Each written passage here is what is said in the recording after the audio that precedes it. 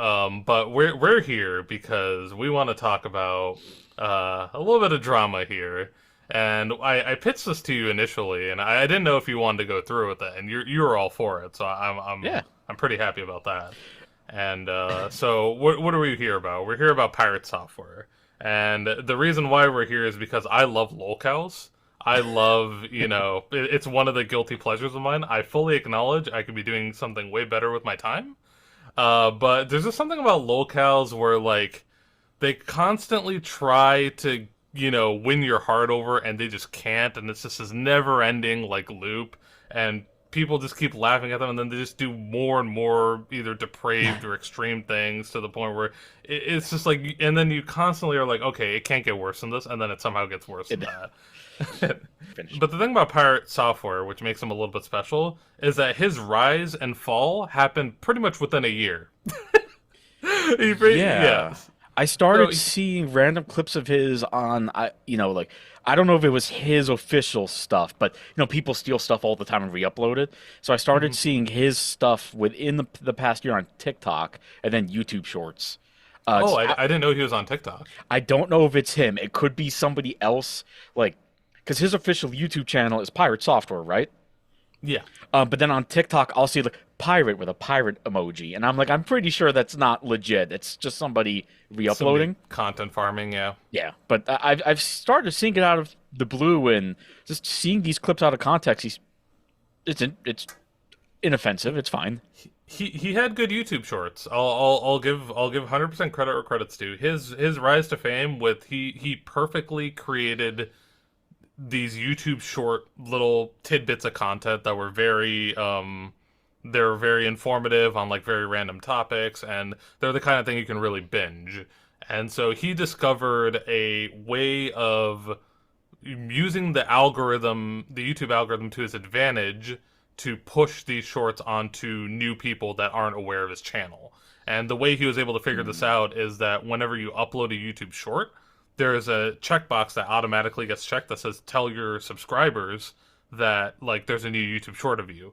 He discovered that if you uncheck that box, then everybody who's viewing that YouTube short is like new viewers that aren't aware of your channel, and that just constantly will tell the YouTube algorithm to keep giving it to new people.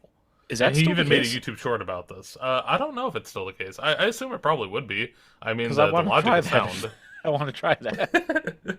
So yeah, but like I said, like he made that into a YouTube short. So his YouTube shorts were a lot of people really liked them, and they were kind of sometimes they're about coding, sometimes they're about random stuff. He even And had some like so uplifting stuff. Like somebody posted a comment like, "Oh, I'm struggling with like I want to get into game development, like programming, but I don't know how. I feel like I'm too old." And then he'd be just, yeah, "No, you're never too old. The only thing stopping you is that attitude. If you just get started and do it, like genuinely uplifting, like kind of nice." yeah. And so, but the thing about Pirate Software specifically is that a lot of his viewers are kind of segmented. So there are people who are like into his like, live streams and stuff like that, and they have no communication with people who are like just watching the YouTube shorts. There's a lot of people who don't actually go on his channel. So I think there's big segments in the audience which will play into what we talk about here. But let's give a short introduction to what he is. But first, we have to give a disclaimer. Two disclaimers, actually. One, everything we talk about in this session is public information. Pirate, I know you like to watch these videos.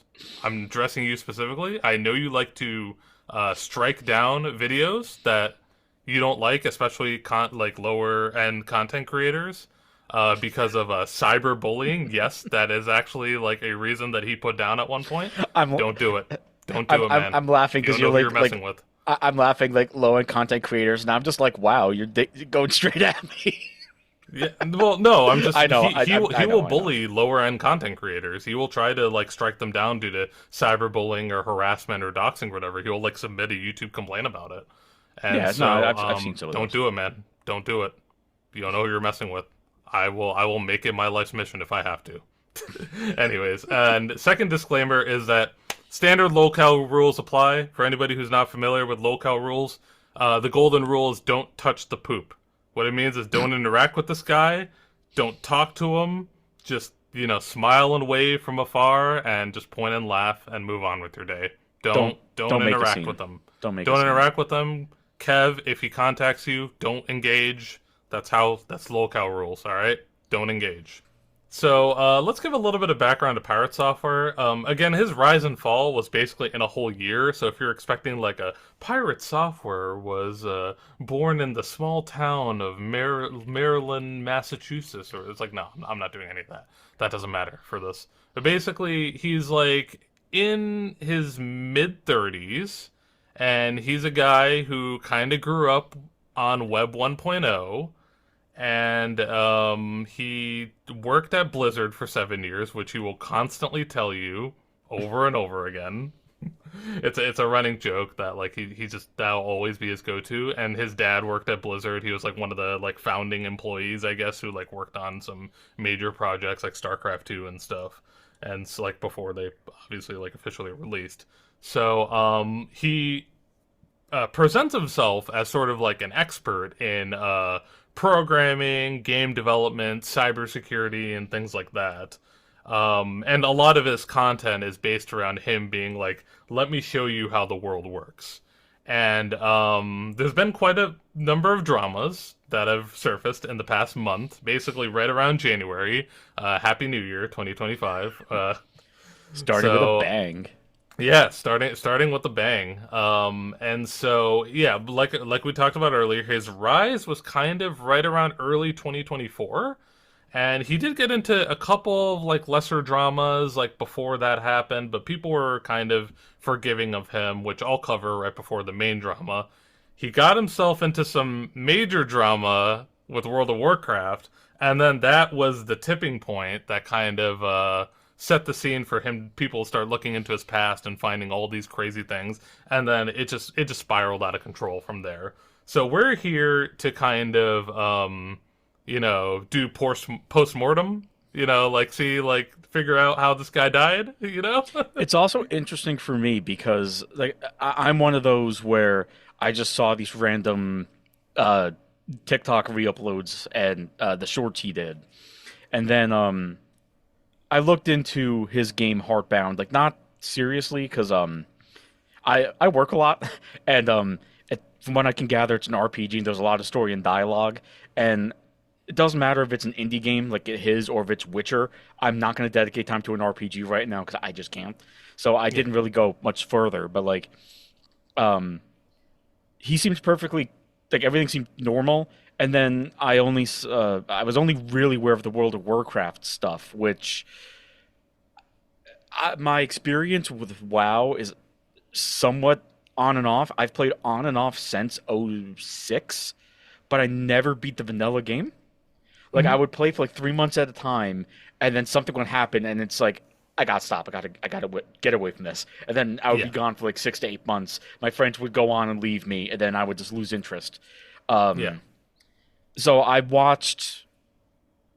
It's funny how all these algorithms work. So I watched like the clip of whatever happening in that WoW thing, and then my iPhone's like, "Hey, do you want to watch Tyler, whatever his name is, on like Twitch? Hey, want to watch this person? They're all part of that same guild that he was in, which is a big component to the drama. I think that a lot of people skip over. That is about the extent of what I know. And then you sent me some prerequisites to watch, which I did.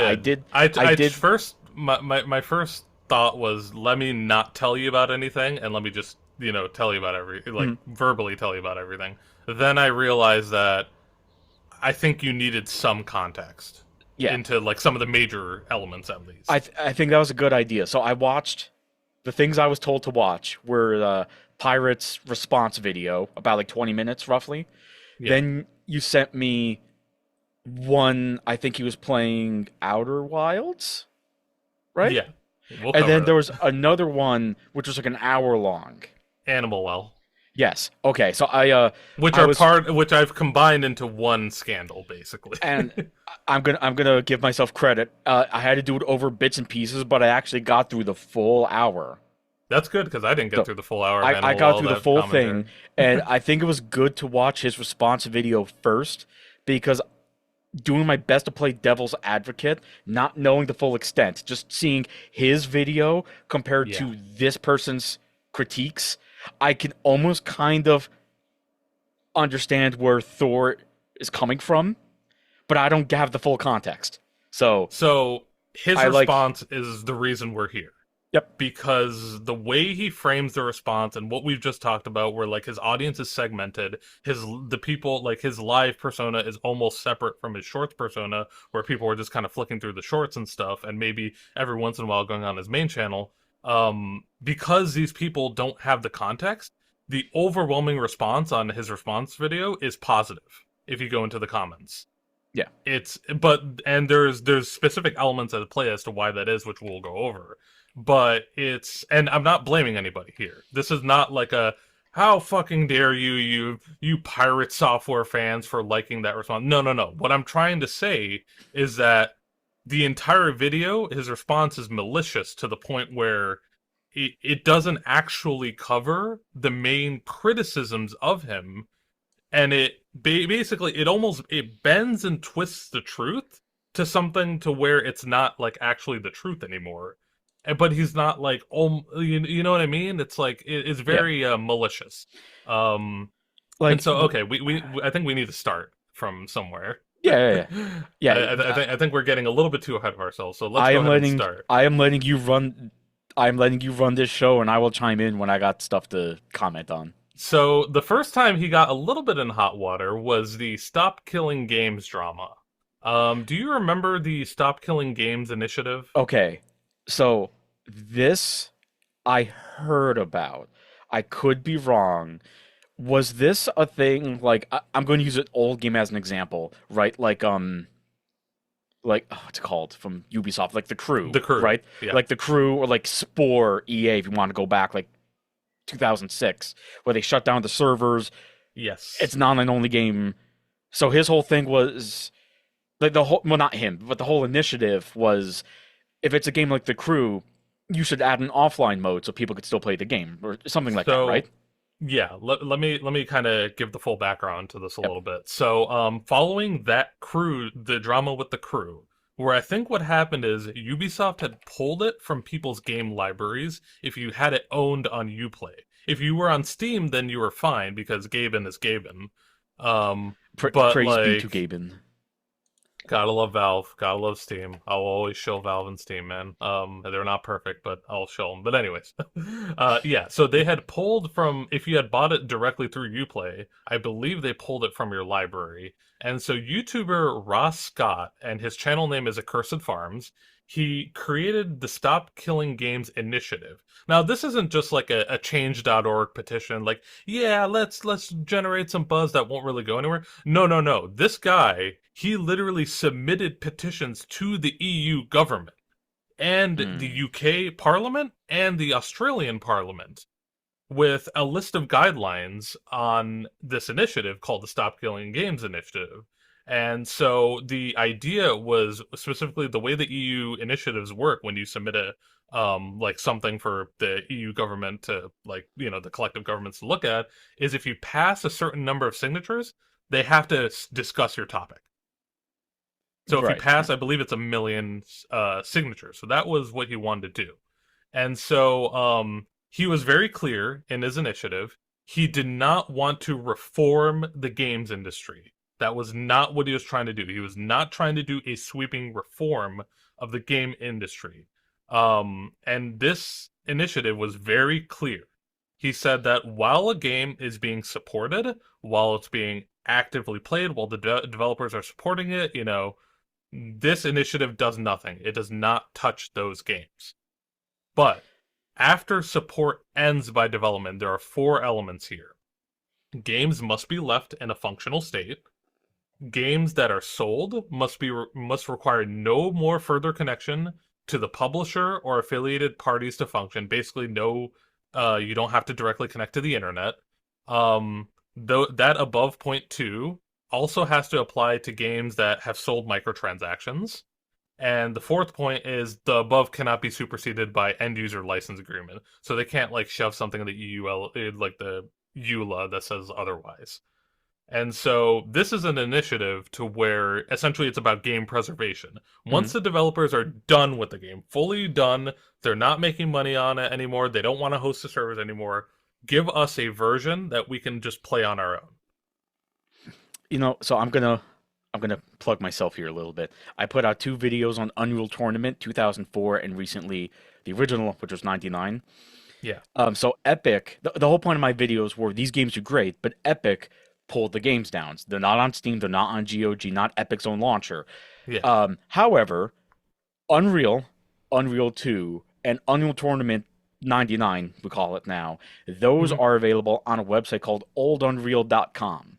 So Yeah. not every single game is there, but those three you can download from the website. They have Epic's blessing and those fan Really? Okay. servers. So Epic no longer continues the game. They don't support it, but this website has a version that works with modern Windows, has like built-in fan server support built in, and Yeah. Epic is like, go ahead. Totally So okay.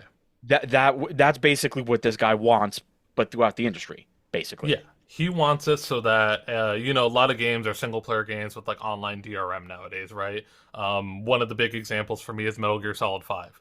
Love the game. Why the fuck does it have Denuvo and why does it have to check the internet every time I have to play the game? Oh, really? It's very annoying. That's it. That like online only?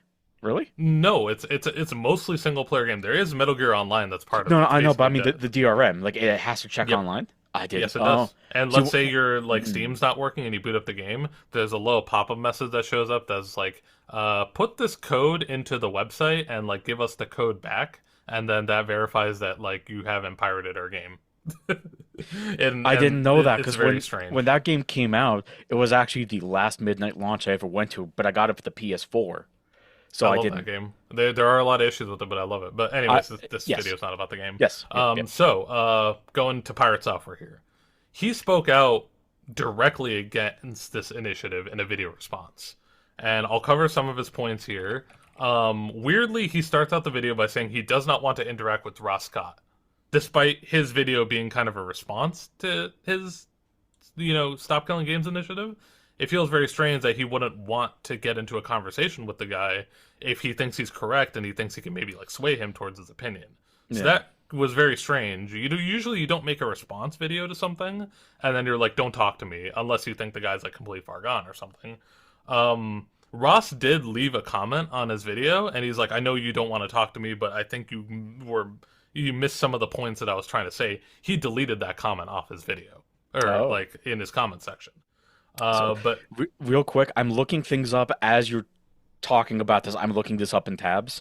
So I yeah, looked up an article about this controversy about Stop Killing Games, and Louis Rossman even got involved in this. I'm like, yeah, a oh, lot of people were speaking out against him. They were very soft on him though. Nobody was like, and I'll go over that in a little bit here. yeah.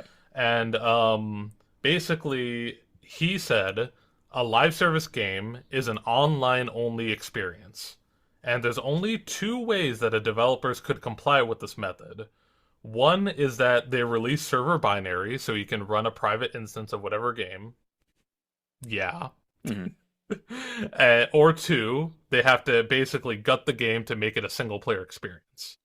And he believed that this will essentially kill the live service games model.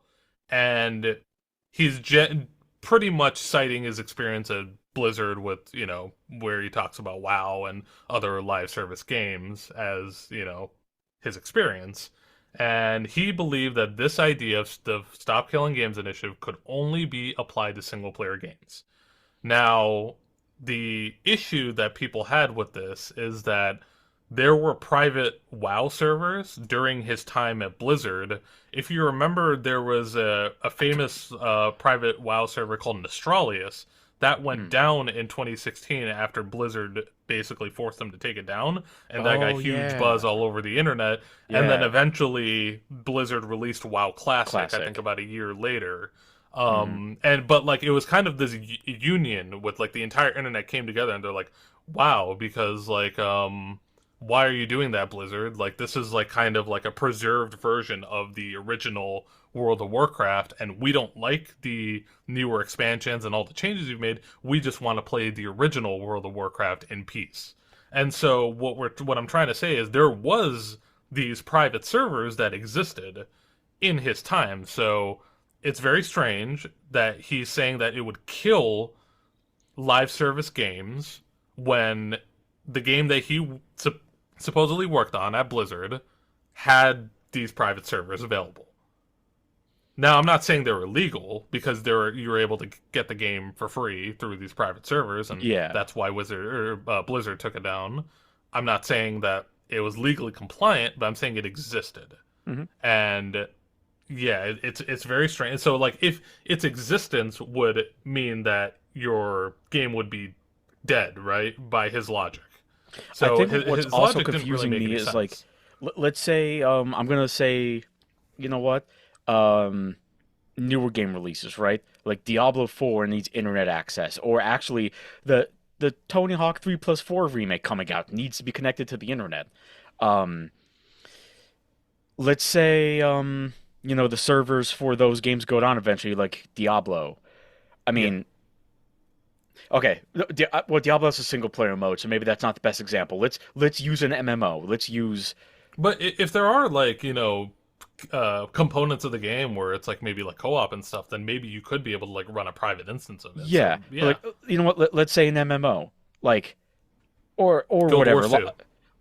Guild Wars 2, or let's say yeah, live service game Warframe, War Thunder, Love Warframe. whatever. Um, eventually they said, you know what? We're tired of money. We're gonna stop Warframe, Well, and then they maybe just they just move on to a new but project or something. It yeah, doesn't have to be they're tired of money. Maybe they're well, just I like was in a saying new that to be direction. funny, but yeah. Yeah, They move on to like a new project, and then they have to, for legacy reasons, security reasons, whatever, they have to stop Warframe. decommission it essentially. Yeah, Well, by that point, the game is done, and therefore you're not making money, right? So at that point, what's the harm of letting people play, even if it's not the official servers? If you're shutting down the service and you're no longer going to make money, at that point, who cares, right? yeah. So he fundamentally didn't understand Ross Scott's initiative to begin with. And That, it's a very emotional video for Pirate Software. Pirate Software does this thing where he always talks like kind of low, and mhm. he doesn't do a lot of emotion in his voice because he thinks he wins the conversation if he doesn't yell. Um, so he always does this like kind of low thing. He seemed pissed in this video, like he seemed like he was going crazy. And the last thing, there's two other things I want to point out here. In his video, he's scrolling through the initiative, and he calls it inflammatory. Now, even if you disagree with something, that's kind of a strange word to say, inflammatory. You know what I mean? I always interpret that as like a pain in my side. It's like, really? Like, even if you don't agree with it, like, I don't know, inflammatory may not be the greatest term to describe that. And the last thing I want to bring up here is that his video, well, he has a pretty big audience, right? Um, Yeah. like and Ross Scott did not reach his million signatures that he needed in No, order to he's at get it talking in the EU. 418,000. So it's heavily, for me, I think that if he did like talk about the initiative in a positive light, and with the amount of reach that this guy had, I think it could have potentially turned the tide and gotten more people talking about it. So, yeah, like it's kind of a shame that he completely missed the mark with it. And I think people were a little bit light on him because it's like, well, the guy worked for a live service game. He's probably going to be in support of, these kind of like live service practices. And so people were kind of light on him for that reason. Some people were kind of pissed on him. One person like called him an industry plant, which I thought was kind of funny. But yeah, that I that was looked up. basically the Stop Killing Games drama there. I looked up. I went on YouTube, looked him up, and stopped killing games. And I guess he made a follow-up video. First thing, in the description says, "No, you would not silence me with personal attacks." I'm like, well, that seems a. I don't exactly know what attacks he's getting at, but that sounds a little extreme. But I'm going through the Yeah. comments. Those 12,883 comments. There's a good amount of comments kind of pushing back, like, dude, I don't think you quite get it. Yeah. So there's a good amount of comments on here. Like one of his comments, it says, "Fight the argument I am presenting." That's what Thor said, and Yeah. this guy said, "I'm sure Ross would love to if you would talk to him." Yeah, it Um, was really weird that he's just like, I don't want to talk to this guy. someone else said, "Star Wars Galaxies is a great counterexample to your argument about the game is already dead. There's no point to making servers available." Yeah. So there's a decent amount of pushback on here. Yeah, and I think, but like people didn't like hold it against him. You know what I mean? Nobody like wrote him off. Like just don't ever talk to this guy ever again or whatever. You know what I mean? Because it's like, okay, you worked on live service games for a long time. I guess it kind of makes sense that he would be on their Yeah, side. yeah. But right before we get into the WoW drama, there's one more thing I want to bring up Mm. here. There's the Mr. Robot drama. Now, YouTuber by the name of Fearful Tears, 5 months prior to the WoW drama, he shed light on an issue he had with Pirate Software. Okay. And Pirate Software had created multiple YouTube shorts about the show Mr. Robot. Mr. Robot's a great show. Great cinematography, great attention to detail. Um, uh, I hit the boom arm. yeah. Great attention to detail on the show. Lots of like really like nice technical like love that was put into the show. A Mhm. lot of smart people working on it. Rami Malek, I believe his name is. He did a fantastic job as the actor for it. I actually, after looking at all this stuff, I want to go back and finish Mr. Robot because I only watched the first season. And my friend has been telling me for a while you should finish it. But Mr. anyways, Robot. if you've never heard of the show, it's like actually kind of like a legendary show. Basically, he created multiple YouTube shorts about how he didn't like Mr. Robot Okay. because they held a promotional Twitter campaign in the middle of season 2. So what had happened is they posted an encrypted slab of text on their Twitter, and what it was a cipher from a DEF CON challenge. So DEF CON is this big convention where a bunch of hackers get together and they solve puzzles and things like that. That It he goes like talked about every that year. in his response video, right? Yeah, but this isn't part of he doesn't Hmm. mention Mr. Robot or anything Yeah, like that. yeah. So what had happened was Pirate claimed that they lifted the cipher from his article entry for their team that they posted because all the teams working on the assignments they would post like their own little like articles on this is how I solved the problem. Now the thing is first of all this cipher is available on the pamphlet of DEF CON, which was on their website. So it wasn't like, and it was basically just like the question, you know what I mean? It's like it wasn't like they lifted the answer. And secondly, is Pirates team did not win that challenge. They got far, but I don't believe they won the challenge. So, but Pirate said that Thor said it was the only source of it on the internet, which is very strange because this is a public convention with lots of other teams working on it, and his team did not win. and and it's also on the winning teams like write up. So he alluded that they did not have permission to do this. And the reason why is because it's a cipher that you have to like solve the puzzle, and at the very end is 10571057, which like is kind of written as LOST, which is the guy's name who created the challenge. Okay. Lost. And the end of the challenge, you get his phone number, and you're Mm. supposed to call it. So that was the whole DEF CON challenge.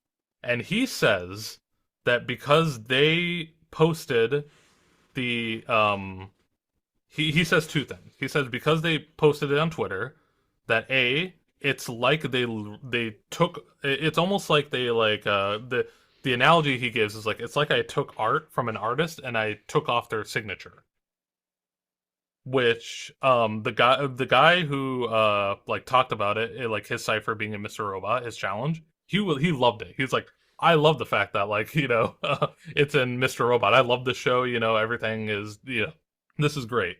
And secondly, he says that they doxed him because because they posted it. They doxed his phone number. Now he had already given out his phone number basically at DEF CON in this challenge. Yeah. And secondly, he says that, yeah, every once in a while, and like there's like a later tweet of him, like way after Mr. Robot. He's like, yeah, I love the fact that I'm now the Mr. Robot like phone number. So the guy loves it. The guy Lost, he like loves it. And Lost thanked the writers of Mr. Robot the night that that episode aired. He thanked them. He's like, "Oh my god, I love the fact that there's so much attention to detail in the show." And there's a guy named Jeff who is a consultant writer on Mr. Robot who runs DEF CON. So there is no issue with permissions or anything like that.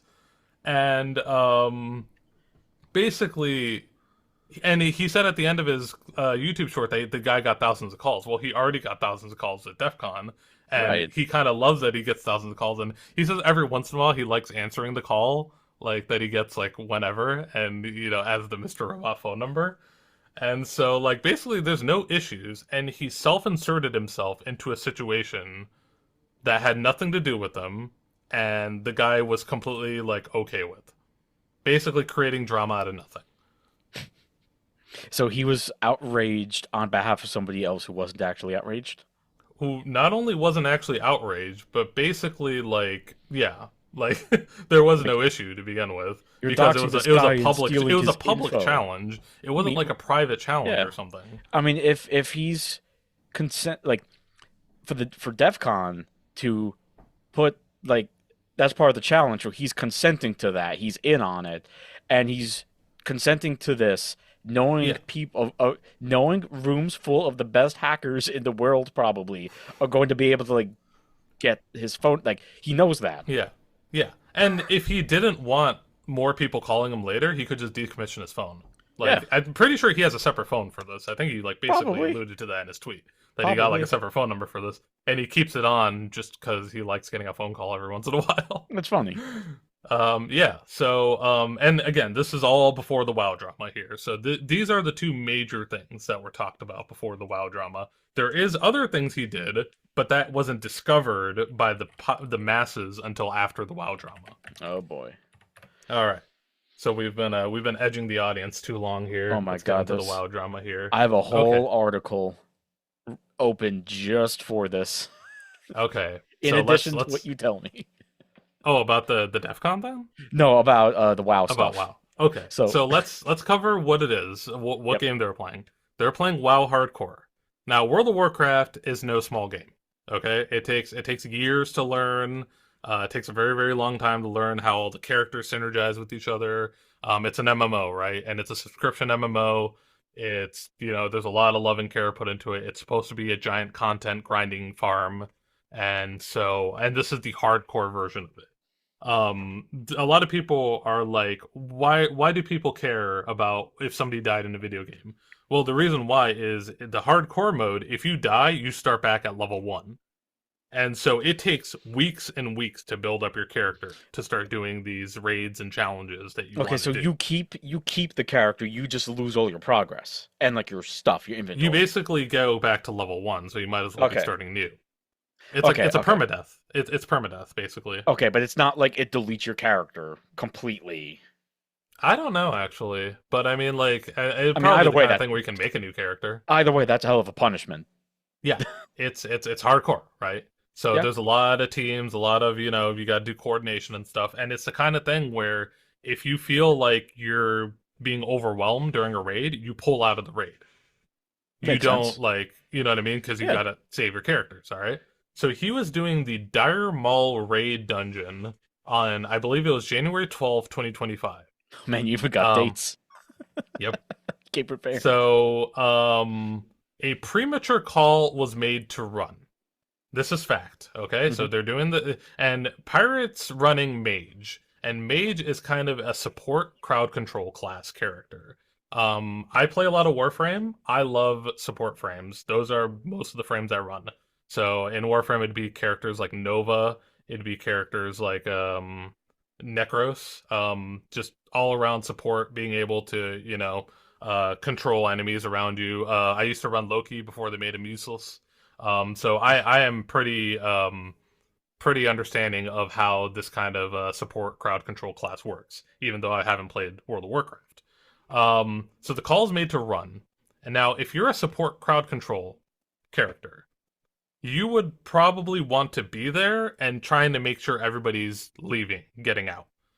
He dips. He's dooms out of there. He's like he runs and runs, you know. Then he says he has no mana, and he checks and he sees he has mana gems and mana. Well, he lied about not having mana. He did have mana on there, and then he also had mana gems. So once he sees that he has mana gems, he spams his shield to drain his mana because he didn't want to go back to save his friends.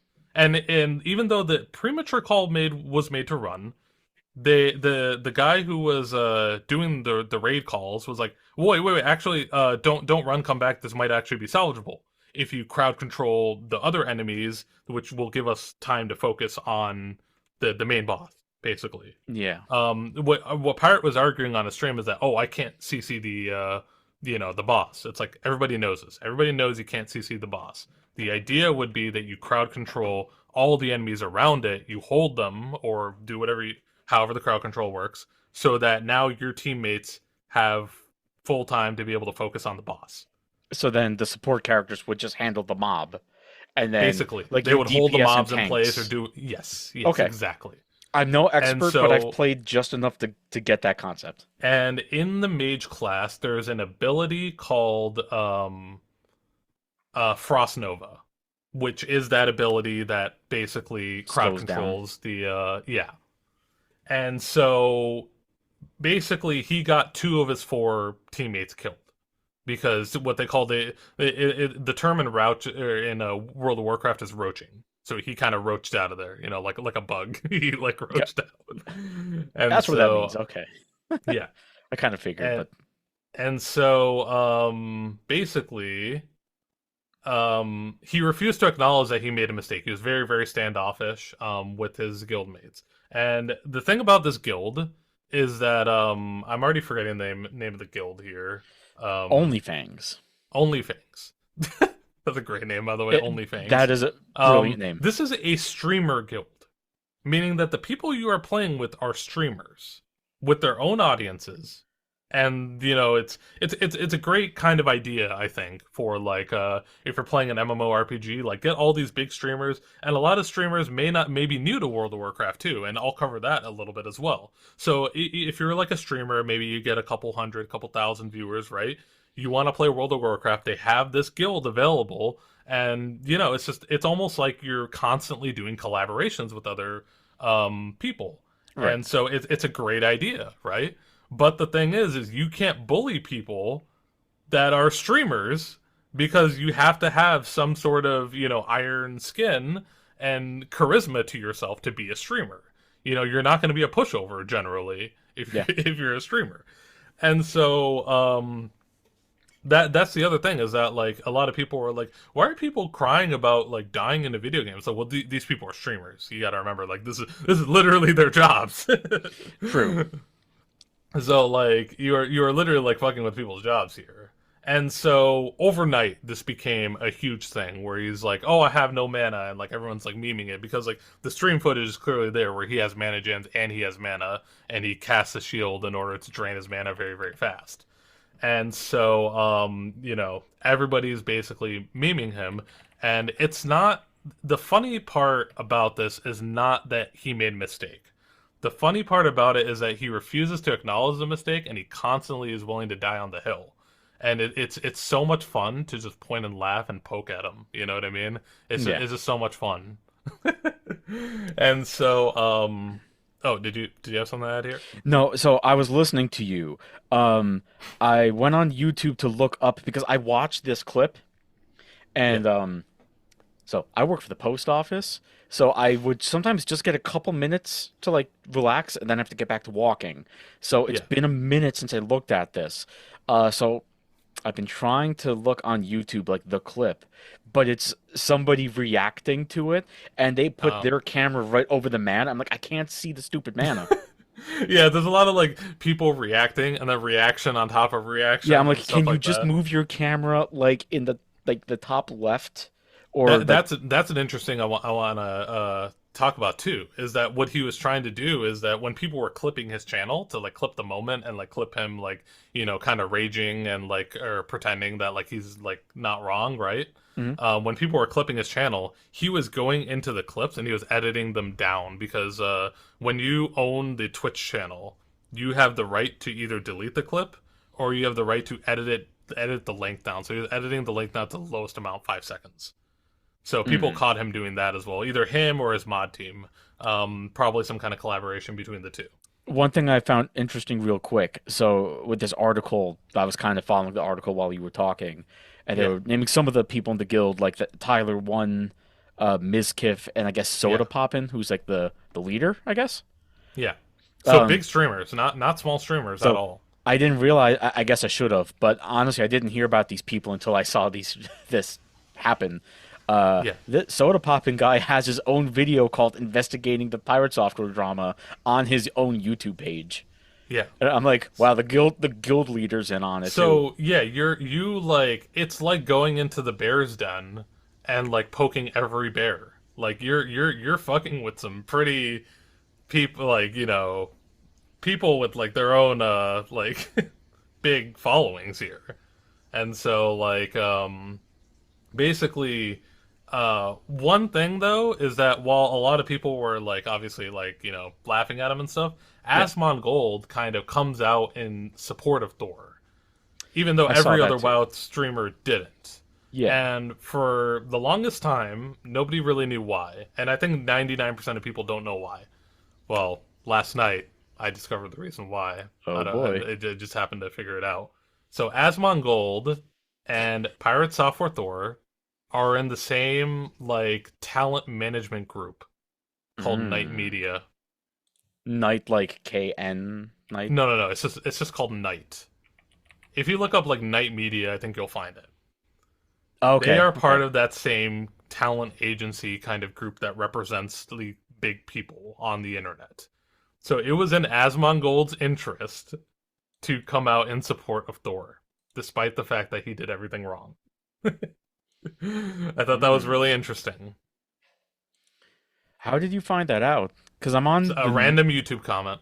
I'm A on the lot of night I'm on the Night website, and Night is the next gen representation platform for the world's best artists.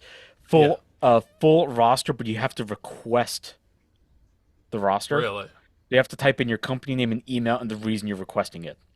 Wow. So if I put down Kev Pez because I want to shit talk these people, they would decline me. I guess technically it's unverified, but that would solve a big piece of the puzzle. So I'm more inclined to agree with that. Mm. That it's probably true.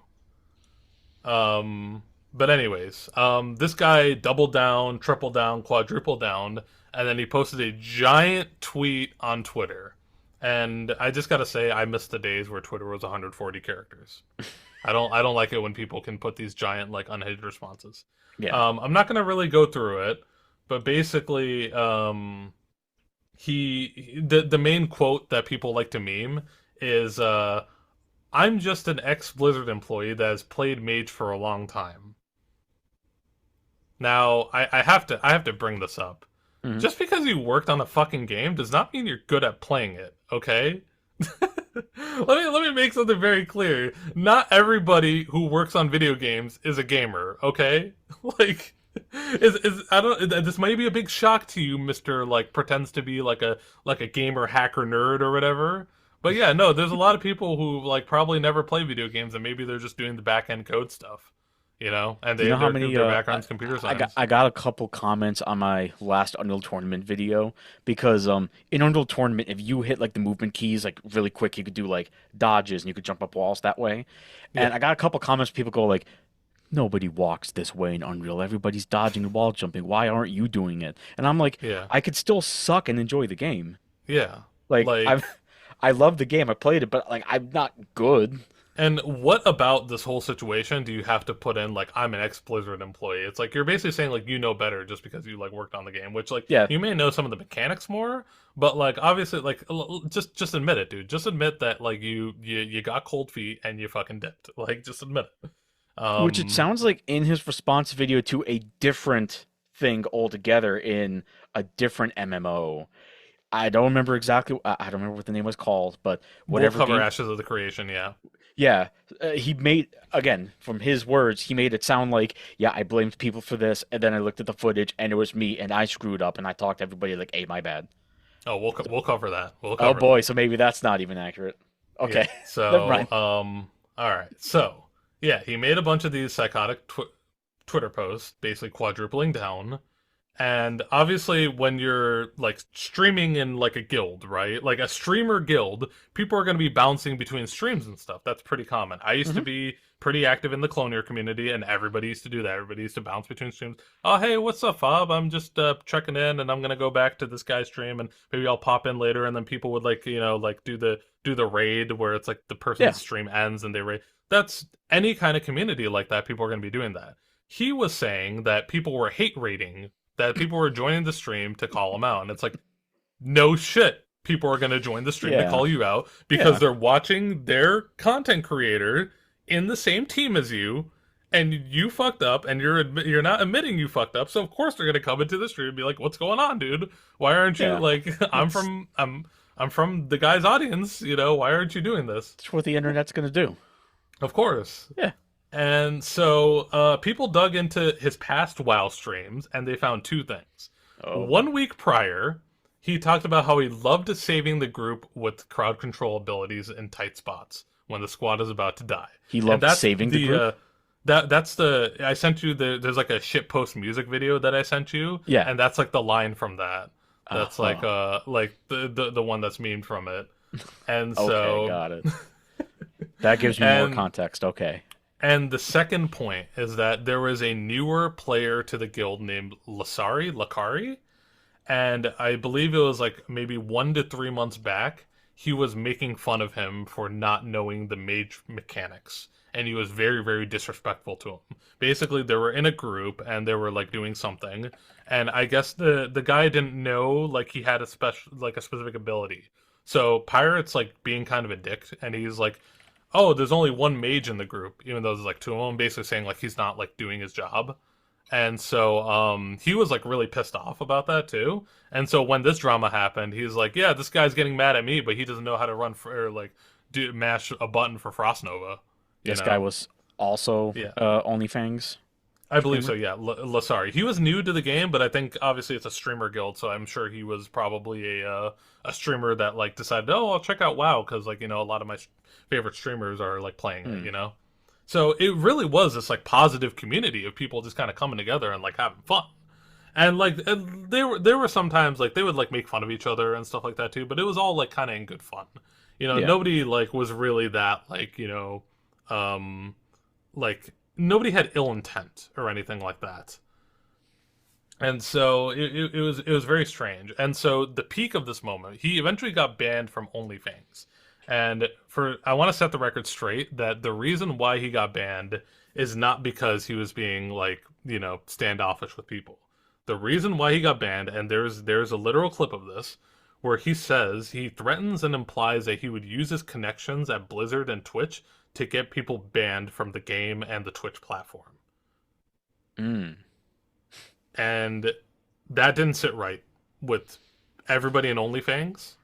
And they're like, "I don't feel comfortable with this guy." And they're like, "Yeah, because this guy is going to call up some of his old contacts and be like, ban this guy for me because I don't like what he's saying." So was he trying to ban people that were?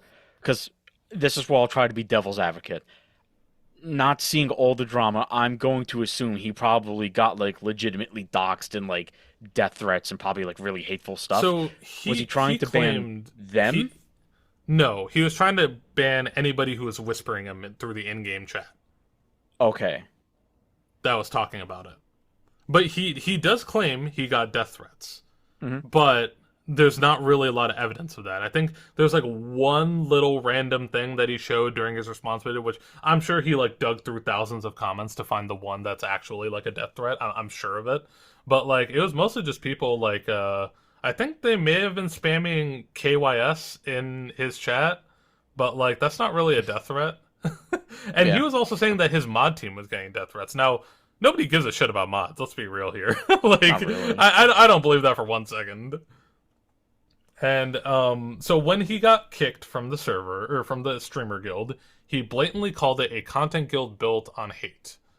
And you got to remember, there's a lot of big people in it. I think like XQC, Summit 1G, Soda Poppin', all these big people. And there's just a compilation of streamers making fun of Pirate for saying that. And so, and what he says as well is, quote, a lot of streamers, specifically in this guild, want to cause problems with me, and have even stated so publicly on their Twitch, saying they want to have a fight with me for content. Now, content, like, drama is a great way to get views and clicks, right? Yeah. But these people already have views. They don't need you for content. They can do collabs with everybody else. They are pretty big people. XQC is like one of the biggest fucking streamers on the platform. I mean that Tyler One guy, I think he had more viewers than like anyone else in the guild, debatably. Oh yeah, yeah, Like I don't like I said, I know some of the names. I have seen yeah, some of it. But yeah, like some of these people were like bigger than Thor yeah. was, just in terms of numbers. And like I said, he tried to take down videos of people talking about the situation, and he wrote cyberbully for the reason, and like through the YouTube's like report system. Yeah. And so there's evidence of that. And he tried to target more smaller streamers because you can't really get away with that with like bigger streamers because they'll just straight up call you out. And so this drama of this guy just being really weird, and he's not admitting his faults, and just like people constantly pointing and laughing at him, it's spawned people being like, what is this guy really all about? Because I only know him as a YouTube Shorts guy. And so it comes to the next drama here, the Ashes of Creation drama. And so basically, this happened a couple months back, but it kind of flew under the radar. Ashes of the Creation is kind of an interesting game. It's a game that's in early alpha right now, but it kind of combines PvP or like survival craft. So games like Rust, games like what is it, Ark Survival Evolved, that kind of survival craft Yeah. gameplay, and it combines it with like WoW RPG gameplay. So it's almost like it's a really cool idea to like combine these two kind of genres of games together. And so a lot of people really, even though it was like a crusty alpha, a lot of people liked it for that reason. It And looks kind of so cool. I'm looking at it now. It looks interesting. So the drama happened that he accidentally did a spell during a raid that pulls some monsters. I think it was called an ocular, and he thought that somebody else did. So there's like a big raid monster, and he accidentally pulls the other monster hen or whatever, the ocular. I Right. think that's what pull means. I don't play MMOs, so Yeah. So basically, this that I can basically answer because I'm not good at any of them, but I've played a few. Yeah. So yeah, basically, you could have like a mob here and then one here, and you do an attack on this guy, and then you accidentally pull the second group, and then they both come at you. yeah. Yeah, basically. So he pulled the ocular, which caused I guess this was a big deal because half the raid got nuked. Oh Half the boy. people in his guild that were raiding died. And again, survival craft kind of game where you lose your items when you die. It's not hardcore WoW where you start from scratch, but you're gonna lose your items, right? And so he starts a witch hunt on his chat. Who did it? Like he's basically trying to figure out who did it. And so somebody in his chat linked the clip. He's like, "It's you, bud." and they provide the receipts. And you should like I've been a streamer before, like not like I've basically a single at the most double digit like new views, right? Same with But me. Yeah. like yeah, when somebody is like links a clip of you as like I got the receipts, bud, you should be sweating. You should be like sweating in your fucking seat, like oh shit. I remember I was playing Sonic Heroes on the Xbox, Yeah. and I was like, "This is so broken. Why this? Like, this isn't explained. How does this work?" And someone's like, "Actually, they did Yeah, this explain. You this just is missed it." exactly how it works, yeah. And then I'm like, "Oh, my bad. Yeah. You, So you, you, you just you eat it. got Eat you it." got to be open to being wrong because it's going to happen sooner or later, right? And so somebody provides a clip. He looks at it and he still disregards it, and he basically says, "Do I have the quote here?" Um I don't have the quote, but he basically was like, "Oh no, I'm still correct. You're still wrong." Basically. And so yeah, and then somebody in the chat was like, "This guy sounds like he takes criticism well," like basically like mocking him, right? Yeah, yeah. And then he says, "This sounds like something you tell me in the unban room. Oh, you're shit stirring, bud. I'm just gonna get rid of you," and he just bans. And so that's a little bit of a tiny catalyst to the next part of the Mm. Ashes of Creation drama, where somebody who's really passionate about the game made a video about it, and they were basically like they talked about this a little bit, but they talked about his antics during the game, like with his guild, were very like they were he wasn't a good sport. Like he was just constantly like power tripping the whole time when he was playing Ashes of Creation. Now, this isn't particularly like a drama that I can be like, "How dare you, pirate?" because it's a PvP game at the end of the day. But what had happened was he waged war against another guild, and this guild was very small. So he had the largest guild on the server, and this was a small guild of I think only a couple hundred people. Okay. And Pirate was not good at the game, even though he thought he was. And so this small guild of 200 to 300, they basically steamrolled them. There's like thousands of people. They were able to like control like, the caravans, they were able to control them. They were able to cut off their supplies, and there's a famous clip of like Pirate playing Ashes of the Creation, and he's in a 1v1 and he's being steamrolled and he has to dip.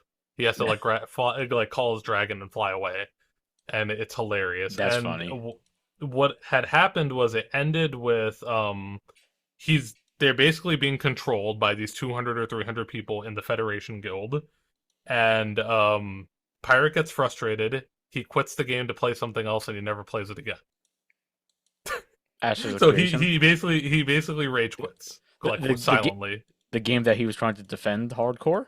Yeah. The So like he kind of low key quietly rage quits, and he just leaves his like guild, which is his own guild. Okay. And Okay. so now, if you ask anybody in the Ashes of the Creation community about Pirate Software, they do not have nice things to say about him. I'll tell you that right now.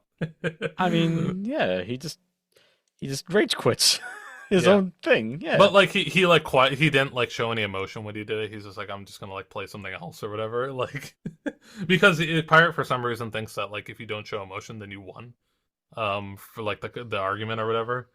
But anyways, as we continue to go into random dramas here, I'd like to cover the Eve Online drama. Big shout out to channel LaRue Gaming. He covered basically this entire saga.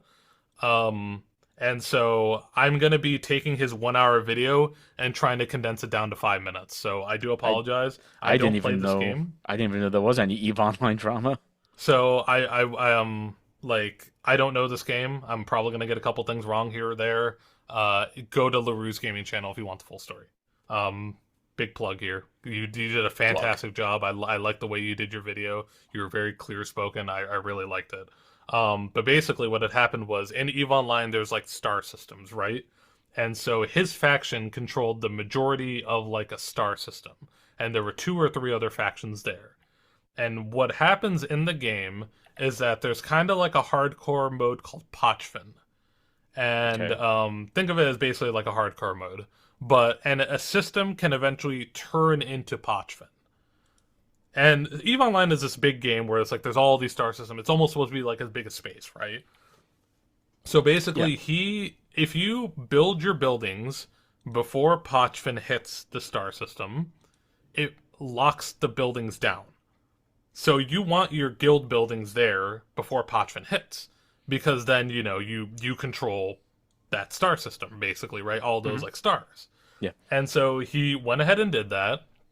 Pochvin hit the system, and there was some bugs at launch when Pochvin hit the system. And I guess there can be bugs per star system. This is a very advanced game. Oh, it's Um, crazy.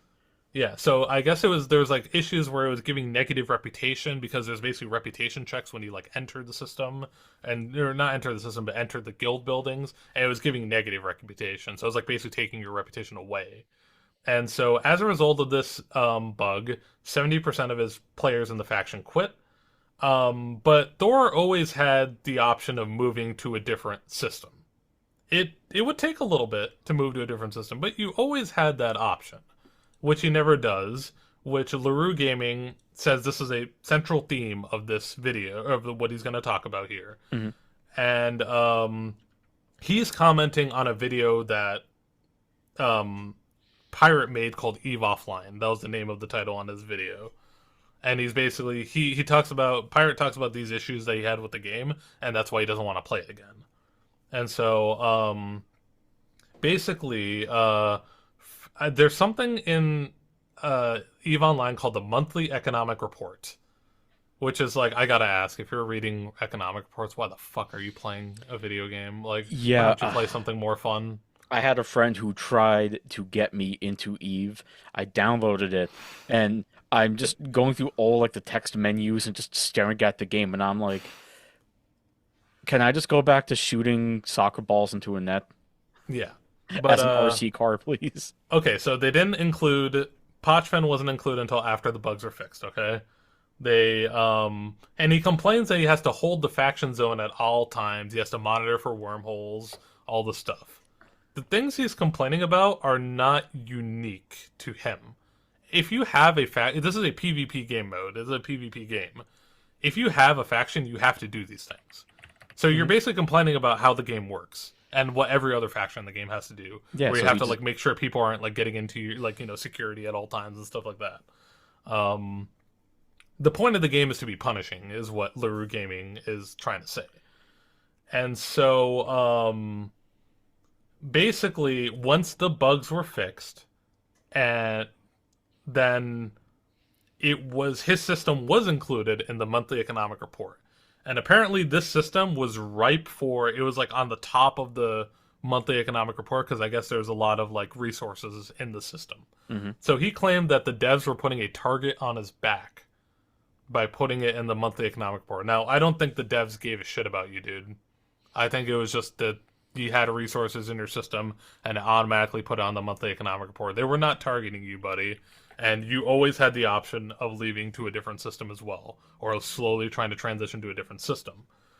And I think so, they have bigger things to worry about than one individual player, no matter who that player is. he was, because it was his, like he had a pretty sizable faction. He is what's called a Council of Stellar Management in the game, a CSM, which means Okay. he's like an elected person by the guild to. It's almost like fucking politics, where you're an elected individual who can Yep. vote on this. It's like, why are you playing this game? No, Why same does thing. anyone play this game? That same guy I was talking about earlier, he was trying to explain to me that this was like 2 3 years ago, right? So this is totally different stuff. He was trying to Yeah. explain to me some like drama that was going on, how the game is gonna lose people because they have like a council of like high end elite players, and I'm halfway through and I'm just like, what? What? I gotta question what these people are doing. I mean, if you like it, that's totally okay. But No, like, but like if you could be like those people, I'm like, you guys should run for like office in real life. Like seriously, that's yeah, dedication. Like yeah. do something Um, like better. so basically, as a council of stellar management, he basically voted for more access to the region, despite not wanting people trying to get in his video because he had voting access to that. hmm So he claimed that removing that rep system resulted in no defenses, but he could easily like basically assign people as like guard posts and like things like that if he wanted to. Basically, he just wants to send a zone by himself with his people, which begs the question that LaRue Gaming is asking: why are you playing a PvP game? Why don't you play a kind of a PvE kind of game? Why don't you play Yeah, something like No Man's Sky or something like that? like for Um, yeah, like for example, like survival games like Ark and yeah, other things. I hate them. yeah. This they piss me off. I don't play a lot. Um, so I hate when When you say you hate them, I assume you don't mean hate all the players. I think you mean like just the people who are like really, really hardcore into it. no, it's the idea of the game. Oh, It's okay. just because like I don't play a lot, right? So I could be wrong. Yeah. Correct me if I'm wrong. Arc, you can make like you make a base, and then doesn't that base stay even if you're offline? Yeah. So like you'd probably like you could get raided while you're offline or Yeah, something. and here's the problem. My habits are strange, so I just won't be on for maybe like 2 3 4 weeks. It's not the game's fault. It's my fault. Yeah. Yeah, it's my fault. But the problem Imagine is, being like your guard post number 5, and like from like 11 a.m. to like 3 p.m. every day of your life, you have to fucking like just sit there and like yeah, I'm like it's like, I dude, like what are you doing with your I life at can't that do point? that. And the problem is, there was one time a friend tried to help me in Arc. I think he like gave me items or something, or maybe he met up with me. Maybe he helped me in the beginning game stuff. I don't remember. Made a Yeah, base, had to get off, came back a yeah, few days later. Everything was destroyed and like looted, and I was yeah, just like, I can't do this. So I know that when someone says, "Oh, hey, Kev, you should get this game," what is it? Oh, it's an online survival. Nope, no, yeah. like I don't do it. That's Um, perfectly reasonable. That is okay. so so basically, yeah, he just wants to sit in his zone by himself. Um, he cries about having a war with other players and factions, just like everybody else, even though that's not a unique scenario. He cried about a bug that he was experiencing where he was making less money. But I Mm, believe this bug was affecting everybody in that zone, like that star system. So not just his faction, but the other factions. yeah. And he was complaining about not getting a response from the developers for his bug report. Now I've played a lot of games, and I have a lot of hours logged in Warframe. I don't expect the developers to respond to me when I report a bug. I report a bug, maybe I'll send an email or something, and I'll use their in-game bug report system, and that's it. I assume that they probably got it, and maybe I'll like post something on Reddit or something, be like, By hey, that has point, anybody experienced this bug? you do your job. You send it where it has to go, and then it's up to them to go through that data and do what they have to do. Exactly. Yeah, So it's not like just because of your popularity does not mean you get a direct line to the development team. right. So it's very strange why he's saying these things. And Oh, LaRue is oh, did your webcam cut out? that was Oh, there weird. we go. I'm here. Hi. Yeah, LaRue is constantly saying, why don't you either pack up and move to a different star system or something like that? And so I've been edging you a little bit. So here's the culmination of the drama for EVE Online here. Let's go. He says in his video that Mhm. he got together with the other factions and he created a plan to um basically destroy all the buildings across the entire star system, across all the factions, as a protest to EVE Online for not fixing the bugs. And he specifically says, I called it. And he has a smug face in the video, which LaRue Gaming has like freeze framed and put on his thumbnail. And what had actually happened is that he did not tell, he had no communication with the other factions. They decided they were fed up. They lit their buildings on fire and dipped. He saw that they were doing that, and he decided to do it to his own faction, and he took credit for gathering up and doing this thing that he didn't do. And the thing about it, and you might be like, well, isn't that like inconsequential? It's just one random star system and like the entire game, right? LaRue Gaming is very passionate about this game. And he says that the entire point of EVE Online is about the stories. The stories that people tell in this sandbox world. That I'm fighting this faction, and then out of nowhere somebody else comes to like save the day, and people love this storytelling. And that's what drives people to play EVE Online. That Okay. it's like this, they have these crazy experiences and then they get to tell their story. And by lying about it, you've effectively tried to rewrite the history of kind of like this game that people love to Hmm. tell. It's like you're really getting into the hearts of these players. Yeah. Yeah. And so he said he was leaving the game because of all these bugs. And from my understanding, he wasn't liked in his own alliance. And basically, right after he left, they created an F off emoji with his face in their Discord. That's And funny. so they don't like him. So I think you're starting to see a pattern. The communities that Pirate Software touches, usually he does not leave them in a good state, and they don't have nice things to say about him. So if you gatekeep your own community, basically, Yeah, then you'll have a community that always likes you if it's your own and you yeah, rule it like with an iron fist. yeah. So I have these two really really small dramas I want to cover. They're like Yep. kind of lesser dramas I would Okay. like to call them. One is a nepotism drama. He claims that he has contradicted himself. In YouTube Shorts, he has said that he got the job at Blizzard due to nepotism. Then he goes in his response video and other videos saying he didn't get the job due to nepotism. And so there's literally conflicting information on his own channel about it. That's one drama. The other drama is his voice, where videos surfaced of an interview of him in 2017 where he had a very, very like much higher voice than Yeah. how he is in his streams and videos. So people were speculating that he was doing a voice changer. Now, there is some live footage of him recently where he's a little bit lower in his voice. And Hmm. he has a YouTube short about this. He claims that at age 33, his voice just dropped. Specifically at age 33, because I believe he was I think he was age 30 when he did that interview in 2017 because he was born in 1987. So he was 30 years old when he did that interview with a higher voice. So he claims at age 33 in 2020 his voice basically dropped. His doctor said he claims that his doctor said it was a type of second puberty that can sometimes happen. There is no scientific basis anywhere on the internet of any a phenomenon of this kind at all. Nothing. I searched high, low. I asked ChatGPT, and I asked a friend of mine who's getting a PhD in nursing. There is no evidence of anything like that. So And how I can long? read you my friend's response about it, but Yeah. basically, he like from my understanding, your vocal cords will basically kind of mature for males at around 25. Your voice may go a little bit deeper naturally, but like a very little amount, like not like very very low, not a drastic amount. Hmm. So, what I think happened, and there's a couple clips I've seen recently of him basically breaking voice and him going back to that more higher pitched voice on his streams. I think he didn't like his voice because in his clip where he talks about like oh my voice I hit a second puberty, he's like laughing at his own clip previously of like an old stream of his.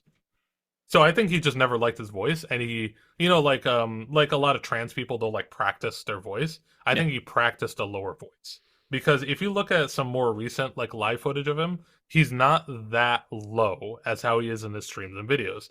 So I think what he's doing is he's doing the old podcaster voice, the radio voice trick, where he's getting the mic really close to his mouth.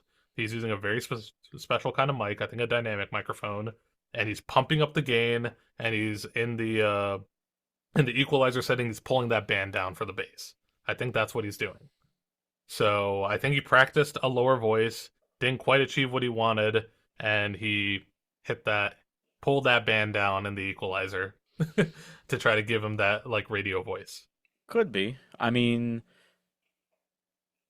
how long has he been streaming? I don't know, but like his antics online have gone far back, as we will Because like if cover. he did a lot of time talking, like that can affect your voice. Like, Yeah, I mean it can happen, but like like if there I was don't. damage, he claims he had long COVID at one point, which when I had COVID, it kind of messed up my voice a little bit. I couldn't like I got like really sick like 2 years ago, and it Mhm. was some kind of like RSV or something, and I just had a cough that I couldn't stop like coughing about like for like basically like a couple nights straight. And so like my voice has never fully recovered since then. If I talk for a good 2 3 hours straight, I need to drink some water, otherwise like I'm it just completely destroys my voice at this point. Yeah. So I've never fully recovered from that. So if he did have some kind of voice damage, like he should just be upfront with it. I don't know why he's making, but basically he's making up the story about the second puberty because there's no. I asked ChatGPT, I asked my friend who's a PhD, finishing up his PhD in nursing. I can't find any evidence about anything like this. Yeah, that sounds kind of silly. It's very goofy. Yeah. So everything I've described so far, all these dramas, right? They haven't really they they've only been like, his teammates or maybe like himself, you know what I Hmm. mean? They haven't really been anything too crazy. But now we're going to cover the cheating scandal. So basically people start looking into Pirate Software more as a result of these different dramas, and eventually they uncover his long play streams of Outer Wilds and Animal Well, and there's some very sus moments in these playthroughs. DOKP is the name of his channel. He covered Outer Wilds, and I don't remember the person who covered, not Albino, covered Animal Well. So Hmm. two different YouTubers gave Yep. their own expertise about it. And DOKP, he didn't fully, he's not the greatest presenter, but he's able to kind of show that he visibly cheats on a couple of the Outer Wilds puzzles, where basically he can't figure out what to do. He pulls out his phone, scrolls it for a good couple minutes, and then he's like, wait a minute, guys, I know the answer to the problem after the world resets. And basically, the way DOKP did his video, he figured out the exact place, like where Pirate Software looked, like the exact part of the wiki that he found. And so when he looked up the way to solve the puzzle, right, the entry right below it is like you can use this trick to solve this puzzle by doing these things. And like this is how the Interesting. walkthrough for this puzzle. So then, after he magically solves the puzzle, he's like, "Oh, I can go to this puzzle now and do that." And so he goes on the moon, and there's a crucial piece of information that he lacks, which is you have to go to the North Pole of this moon.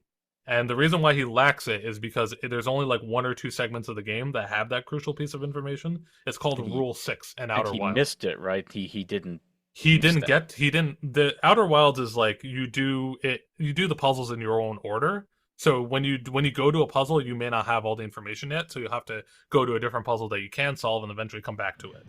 He doesn't go to that puzzle until way later in the game. So there is no way that he could have known to go to the North Pole. Yeah. But randomly he walks out of the building, he's like, I'm trying to get to the North Pole.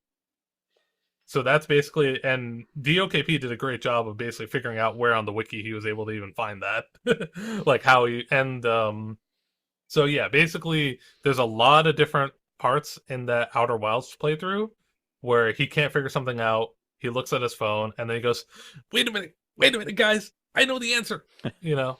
And some people were saying in the comments that his DLC walkthrough or like playthrough of Outer Wilds is even worse, which I didn't go through, but I'm willing to bet that they're correct on that. And so there's also Animal Well, So which before you get into Animal, well then, um, I do know in his response video for one of those games, he said you saw a like cut down, edited version of the playthrough. The full game, I don't remember which game it was, but like the full playthrough was like 80 something hours. yeah, Um, do you think that is the situation with Outer Wilds?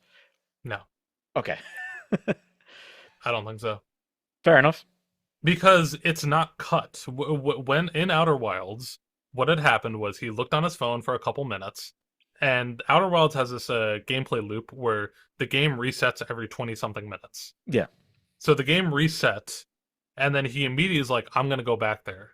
And while he's going back there, he's like, wait a minute, guys, I know how to solve the puzzle. He's very confident about how he like knows how to solve the puzzle before he even gets back there to try his theory.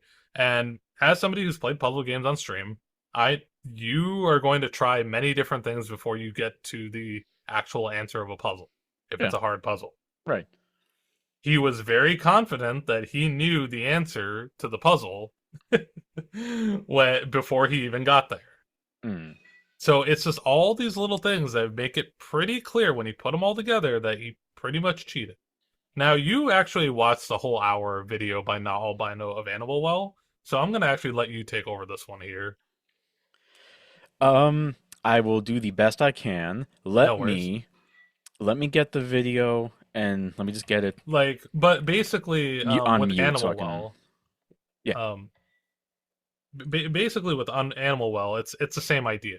He solves puzzles that he either doesn't have the prerequisite information to be able to solve, or it's such a wildly hard puzzle that like the community took a long time to solve that even the developer thought that nobody would be able to solve, and he's able to solve it on his own. I do know there were a couple puzzles in Animal Well where it's like you had to change like the time in your like your system clock. Yeah, And if I'm remembering this correctly, because like I don't know if we started recording when I said this, I kind of got through the whole hour 10-minute video, but bit by bit throughout a couple of yeah. days, so I could be misquoting this. I believe he said like kind of out of the blue, like, oh, I have to change the system clock. See if it goes plus if you add like January 2025 or Yeah. and then you I quit and believe then you you have to set it to reload. Groundhog's Day. I believe that's Yeah, what you and need it's to like do. it just kind of seemed like out of nowhere. Like, how did you figure that out? Yeah, No, it's I do. something that like unless this guy is like 400 IQ, like the smartest man to ever live on the face of this earth, like no, you didn't figure that out on your own, bud. I do know also there are a couple of things. They were just like I don't know if it was supposed like what they were in game, but there were these little squares and they're just like symbols, and one thing was lines, and he's like, lines, it's a map. Yeah. That's one Now, of the that's the hardest I think puzzle I think where it's just like there's a lot of detail put into Animal Wells backgrounds and if stuff, I right? None of remember, it means much, but there's this random like really small one tile painting with a couple lines on it, and you're just supposed to know that that's like, part of this like major puzzle. And he now somehow is able to figure that out on his own. again, doing my best to be devil's advocate. If he was, uh, what was the thing you talked about in DEF CON, the cryptography, crypt Yeah. whatever? Like, He says he likes solving these like advanced puzzles. so like devil's advocate. Let's say he is, that's the thing he does excel at, and maybe the average person doesn't. Like I don't. I've never Hmm. practiced that. Um, Yeah. so I could look at that and be like, it's lines. But then Yeah. maybe he has some kind of like thought process, like, oh, well, they look like lines. They're not really lines. It's actually blah blah blah. Blah. Like, I've never practiced that. I don't know what I'm doing. So I'm I'm, willing to bet there are probably cryptographers working on Animal Wells, when the community was trying to solve it. There's no yeah. doubt in my mind. So like some of the things in this video, I'm like, well, it's possible in like this case or this case, maybe he just genuinely like knew it. But then, yeah, there's lots of other things where it was strange, where he just does one puzzle and then he's like, "Oh, I know how to do that one," and everybody else is like, "How? How do you know that? Yeah. You didn't even do And the like. You're supposed to go to this place to get yeah, like what you talked about." yeah. So, I'm willing to throw him a bone for some of these, but sometimes it's just like this is too shady. Yeah, and I think Not Albino said it best, and it's one of the beginning voice clips of his video where he's like, "It's kind of like you give the right answer to the teacher on the test, but you don't show any work." It's basically kind of like that, where it's like, if you didn't show any work, then we have to basically assume you're cheating. Yeah, you got the And answer, but how'd you get there? yeah, exactly. It's like, and that's really the devil in the details. And so these are single player games, so you're only really cheating yourself by doing it. And I'm gonna cover this a little bit later when we talk about his response video. So we'll come back to this. Okay. But now let's talk about his own video game, Heartbound, because he likes to talk about how much of a developer he is and how he has 7 years of experience at Blizzard. So Heartbound is a game that was kickstarted as of 2017.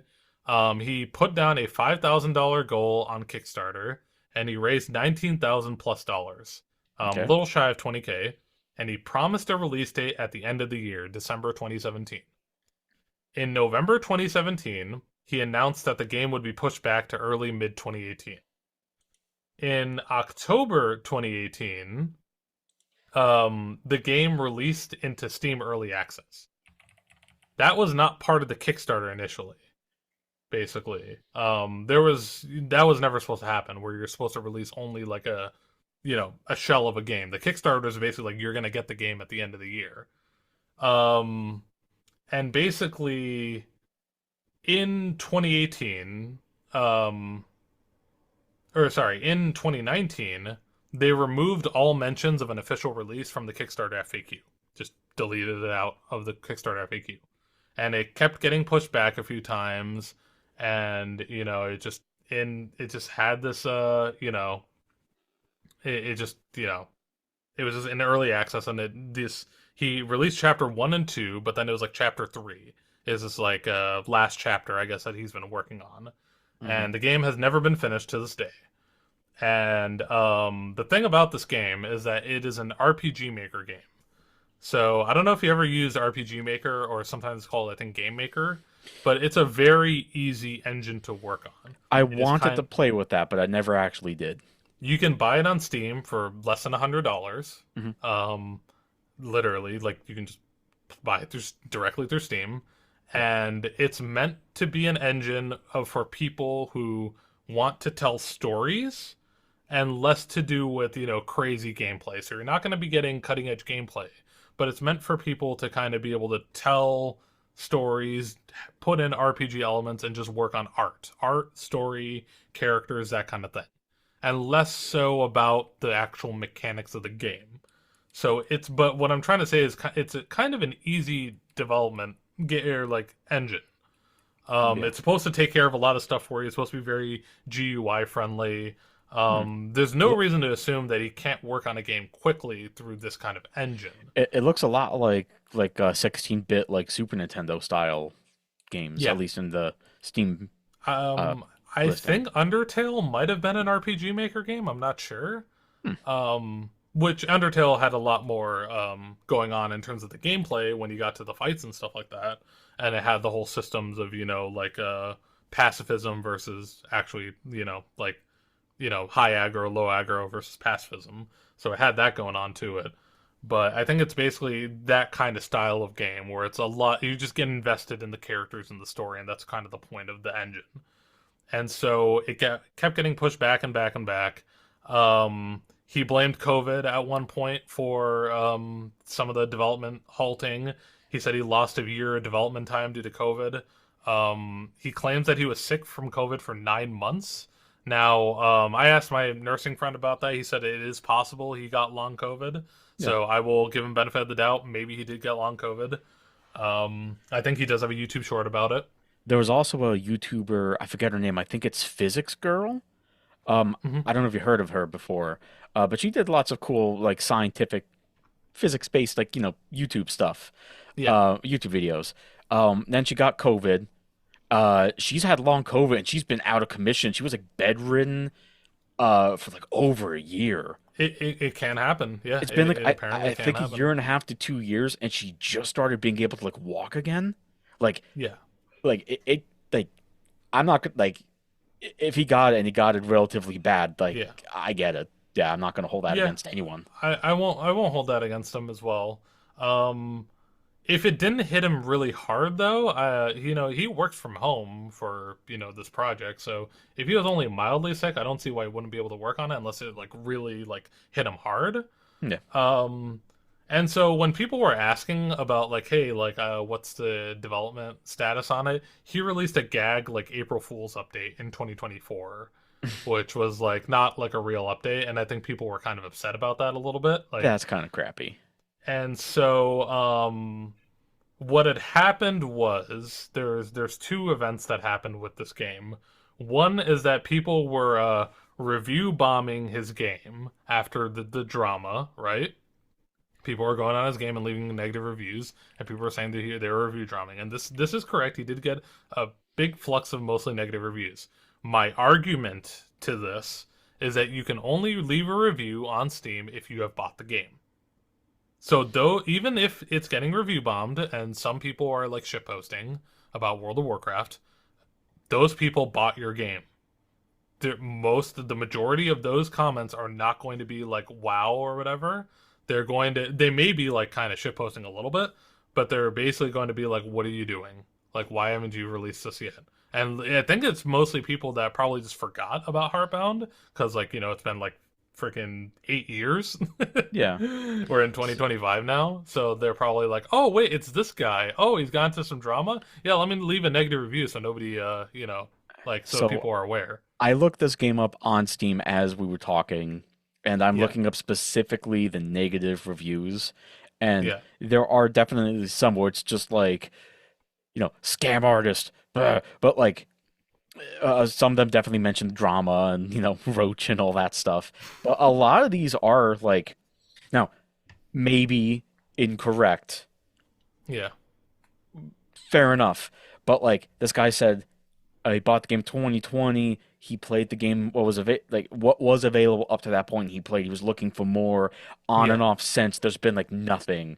Somebody said this review will stay negative until the game's fully released. I bought it way too long ago.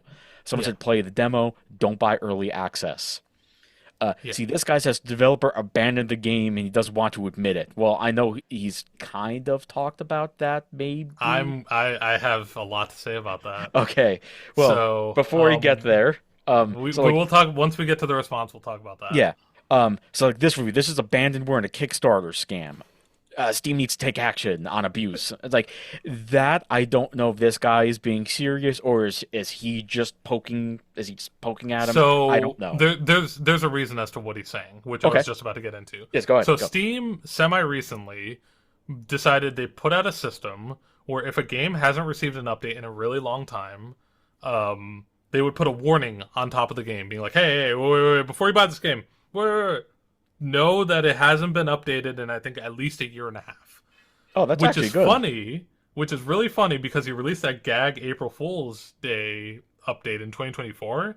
And I guess Valve must have looked at it and been like, that's not enough of an update. So they still flagged this game anyways. And so we're going to put a pin in this because we're going to come back to Heartbound here. Okay. I've set up the stage, Mhm. and we're going to come back to this once we start talking about the video, his response video. Okay. Now we got to talk about the false DMCA drama. Are you aware of Ooh. any of this? Um, I'm gonna say no because I probably would have. That doesn't. So this I this don't is a think so. big deal. Okay, so there's an indie developer by the name of Brandon Ferrantino. His Okay. channel name is PVT Parts, and he is developing a game called Idle Streaming Bonanza. And this is kind of a shitpost game. It's a shitpost game, and it kind of encompasses the spirit of live stream fails. So it's basically it's like almost like a non-game where you get to laugh at all the crazy streamer moments that happened over the years. All right. And so it will have references to like Doctor Disrespect, Pokemon, all that. It will show the characters in this very caricaturized, goofy style, and it will like make the names goofy. So instead of XQC, it's CQX. Instead of Okay. Pokemon, it's like Moki Pain, Asmon Silver, you know. Meh. And so and it'll basically show all these like really goofy moments. Yeah. So this indie developer put out a clip on Reddit and I think Twitter as well, where he's like, "I'm adding a new thing to the game," or I think he's just like teasing it. I don't. He hadn't added anything yet at this point. He's just teasing it on his social media. He added the WoW moment of uh, Pirate Software, and made him into a roach. I heard about that part. Okay. Okay. And he used his voice clip, like his actual voice clip. He lifted it from the stream. I have no mana. I have no mana, or whatever. And so Pirate Software learns about this, and Did he content strike the dude because of his voice? so he through Steam did a DMCA strike and took down his game. Oh. Now at this point, it was never in a build. It was just him like on his own personal build messing around. It had never hit a Steam build of the game. So the developer issued a counterclaim to Valve saying, "Hey, this is not correct." Pirate learns that he issued a counterclaim, and Brandon also did the due diligence of going into Pirate's Discord and creating a direct ticket with Pirate's company, like Pirate Software is his company. Yeah. So he could have had contact with them if he wanted to. So during a live stream, Thor said he was going to sue Brandon, and he says he mentions somebody named Kronos, and he says, "Hey Kronos, we got to file a legal complaint against that dude earlier." And then he almost like turns to the camera. He pauses the game he's playing, by the way, to do this. He looks at the camera and he says, "We're going to take you to court. You're going to lose. Kronos is a lawyer in copyright law. That is his job." Then he says, like offhandedly, "Mistake." And then Kronos, we have 14 days to respond to this, talking about the the whatever Valve's like counterclaim system is. Yeah. And then he ends it with "Welcome to the finding out timeline, bud," which is The a very strange line. the But finding out it's timeline? yeah, "Welcome to the finding out timeline, bud." Now this is a great line because it applies to him in a few moments. I was gonna say the finding out. Couldn't you just say Yeah, fuck around and find out? basically he's trying to be cool. Just say fuck around and find out. So what had Come on. happened was there's a YouTube lawyer, or not really a YouTube lawyer, a lawyer who prowls YouTube. He doesn't really have a channel. His name is Mario Cerame. He's Okay. a free speech lawyer, and he took on Brandon's case for free because Mm. Brandon is coming out and saying on his like I never made like this was never in the Steam build. This was never made public. This is just my own personal build on my computer. Hold on. I'm sorry, real So quick. What was this guy's name again? Mario what? Mario Ceramme. C-E-R.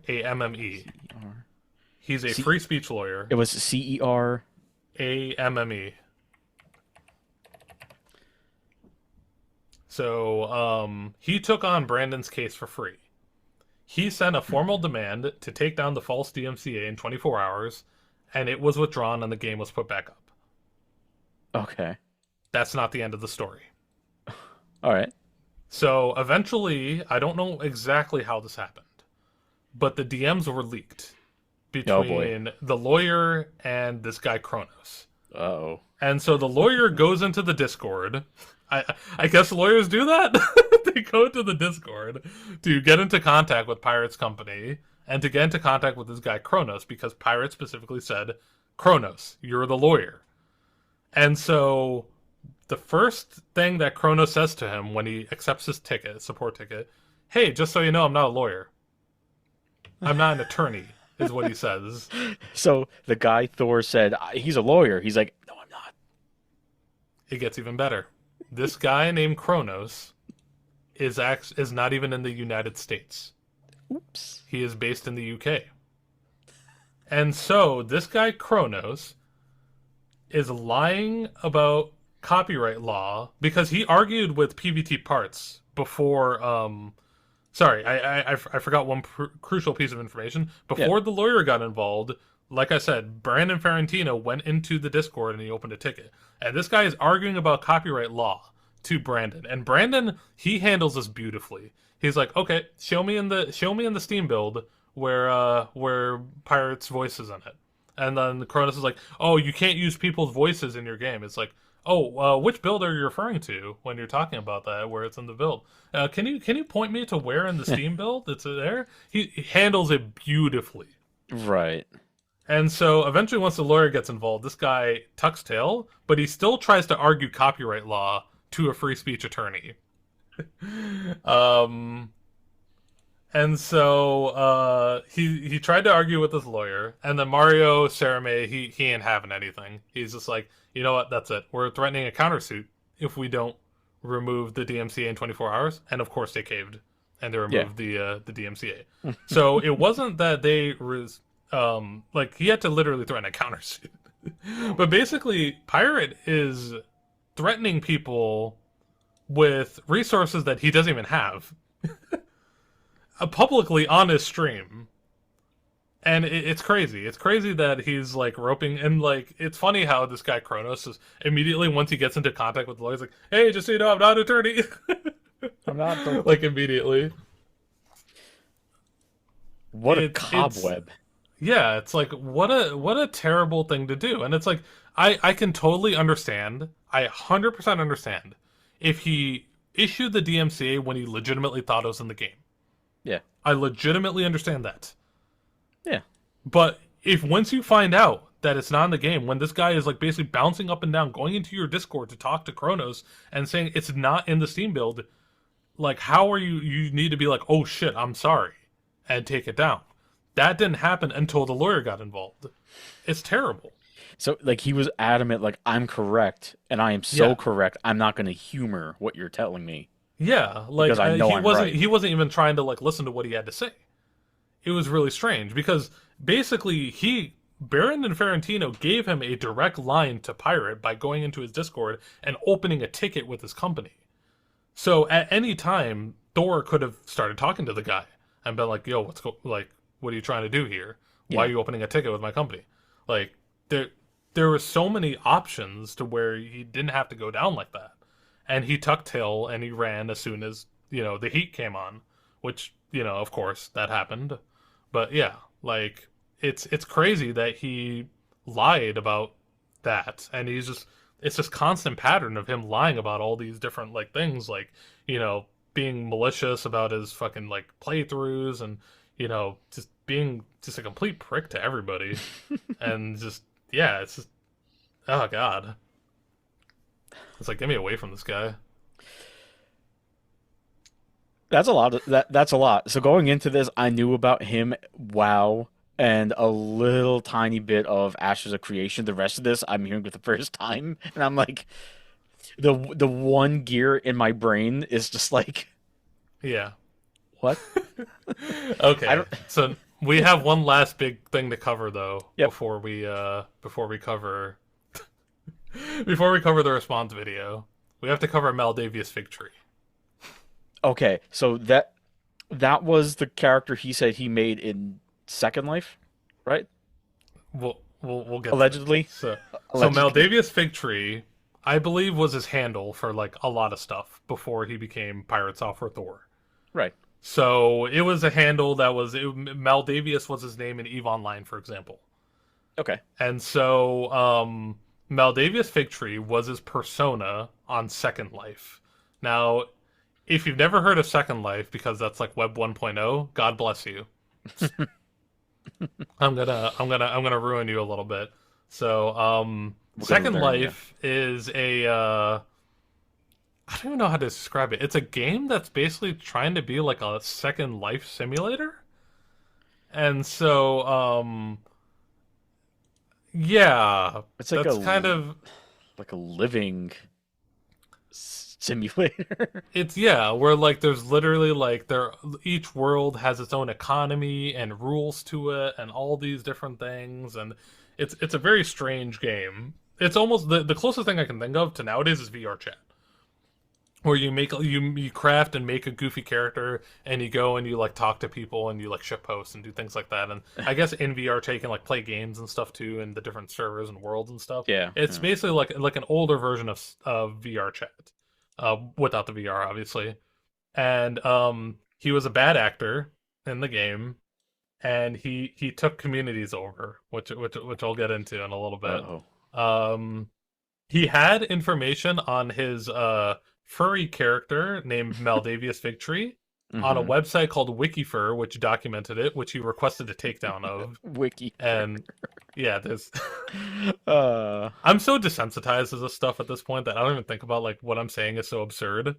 It's Because like there are like furries in the clonier community and stuff, so like yeah, yeah. it like doesn't phase me, but yeah, when I like talk to somebody who's actually like normal, it's like, oh god. It's just like listen, whatever floats people's boat, really, whatever. But just like just hearing wiki for, I'm like the internet is a mysterious place. Yeah, so there's a really strange article from 2008. It's a news article about the events of a world in Second Life. Really? Yes. Okay. So this is where a lot Slow of news day, huh? people yeah, so it's like an article that reports on Second Life news, All which is right. written like a real article. And there's basically two parts to this article.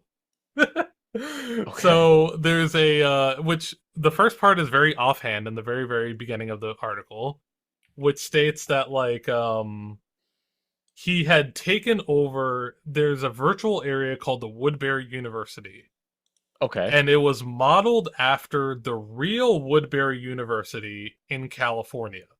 I Oh. believe what had happened was the school discovered Second Life, and they're like, let's have a virtual school. Like, let's have our own school, basically. And so he tried to take over the Woodbury University, and he would troll and just make everyone's life miserable to the point where it got so bad that the Second Life administration had to come in and straight up delete the world. Oh my Now, God. I'm like, I'm laughing my ass off. That's I'm like, this guy is like, I don't really care about trolling in video games. I think yeah. that's fucking hilarious. Yeah. But when I discovered the reason, that's when it didn't become Chad. It wasn't a Chad move. It was more like a Uh-oh. dick move. It Uh-oh. turns out he was part of the organization that was like managing this virtual Woodbury University. They got sick of him, so they kicked him out. And so he waged war. And that was the reason he was trolling people. And it's like, so he was basically living out of vendetta. And I'm like, oh, okay, well, then this guy's just a loser. I That's thought he was lame. just trolling just to troll. I thought you were being an asshole just to be Yeah, because that'd funny. be funny. I thought you were being an asshole to be funny. Now you're being an asshole because you're an asshole. If you're like doing goofy things like you're blocking the doorway so people can't like walk in and doing Yeah, funny yeah. shit like that, and you're doing it to the point where the administration of the fucking game has to come in, that's such a Chad move. But if you're doing it out of a weird vendetta, then like ew. Yeah, like Um, I'll do dumb things in like video games online, like just to be funny. Like I was playing Rainbow Six Siege one time. I don't know how yeah, much experience you have with Siege. I have a lot of experience in Siege Okay, actually. so I'm very on and off with the game. I don't remember the character's name, or maybe every character has it. You can drive like the little like RC The cars RC right with car, the yeah, camera, yeah, that's every and you can character. zap people. Oh, Um, Twitch, yeah, Twitch can do that. yes. So um, I was treading carefully because I used to play the game with friends on the PS4. So I was playing it on PC for the first time with actual people, like Hmm. co-op. So I'm like, hey, relax. I'm gonna work with me here, okay? Let me get used to the PC version here.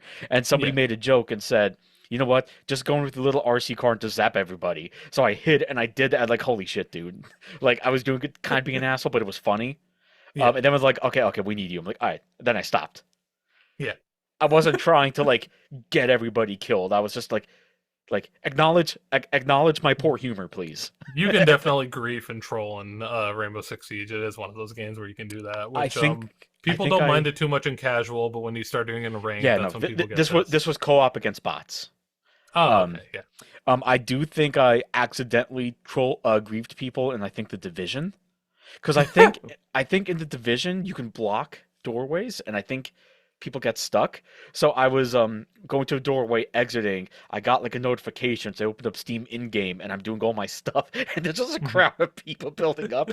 But I was typing, so I didn't even notice. And then I look, Yeah, I go back to the game, like, oh fuck, there's like 20 people just hovering. Like, come on. yeah. Nice. But yeah, that's like that was like basically mentioned offhand in the article, and then somebody in the Right. comments section. Remember, this article is from 2008, and these comments are all from 2008. So somebody's like clarifying like what that is. And so he basically the commenter alluded, he explained what that Woodbury University simulator is. He Mhm. also or like made an accusation that Thor tried to enter the Woodbury University like IRL school in order to try to get back into the Second Life like virtual like management thing or So he whatever. went to the actual school. He tried to like I guess enroll in the actual school or something. I don't know how true that is. That might be just kind of one of those wild accusations. That doesn't really matter though. That part A doesn't really matter. I just wanted to cover it just because I thought it was funny. If that Um, is true, I almost respect it because that is dedication. mm, Psychotic. I mean, yes, but Okay, so the actual topic of the article. yep, So he owned a company within Second Life. He owned a company called Dark Sphere Creations, you can do that. which I guess it must have been like, message me off platform, give me a couple bucks or whatever, and I'll I'm looking yeah. this up now.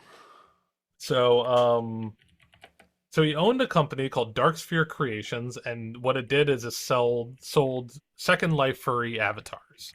So like you could like basically have somebody build your character for you if you can't really like design the character or whatever, right?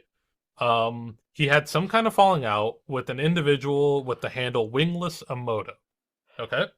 Oh, I So think the I found article the article. so A it Dark Knight for reported Dark Sphere.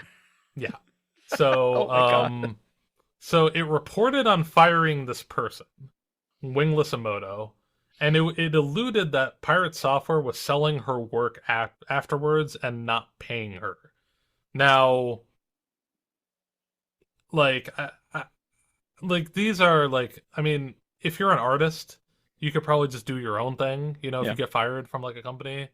And like, I guess maybe it's like a dick move if you're like selling the person's like avatars, but like at the same time, if you like work for a company, then like you technically don't own the thing you created. It's one of those sad realities of Hmm. life.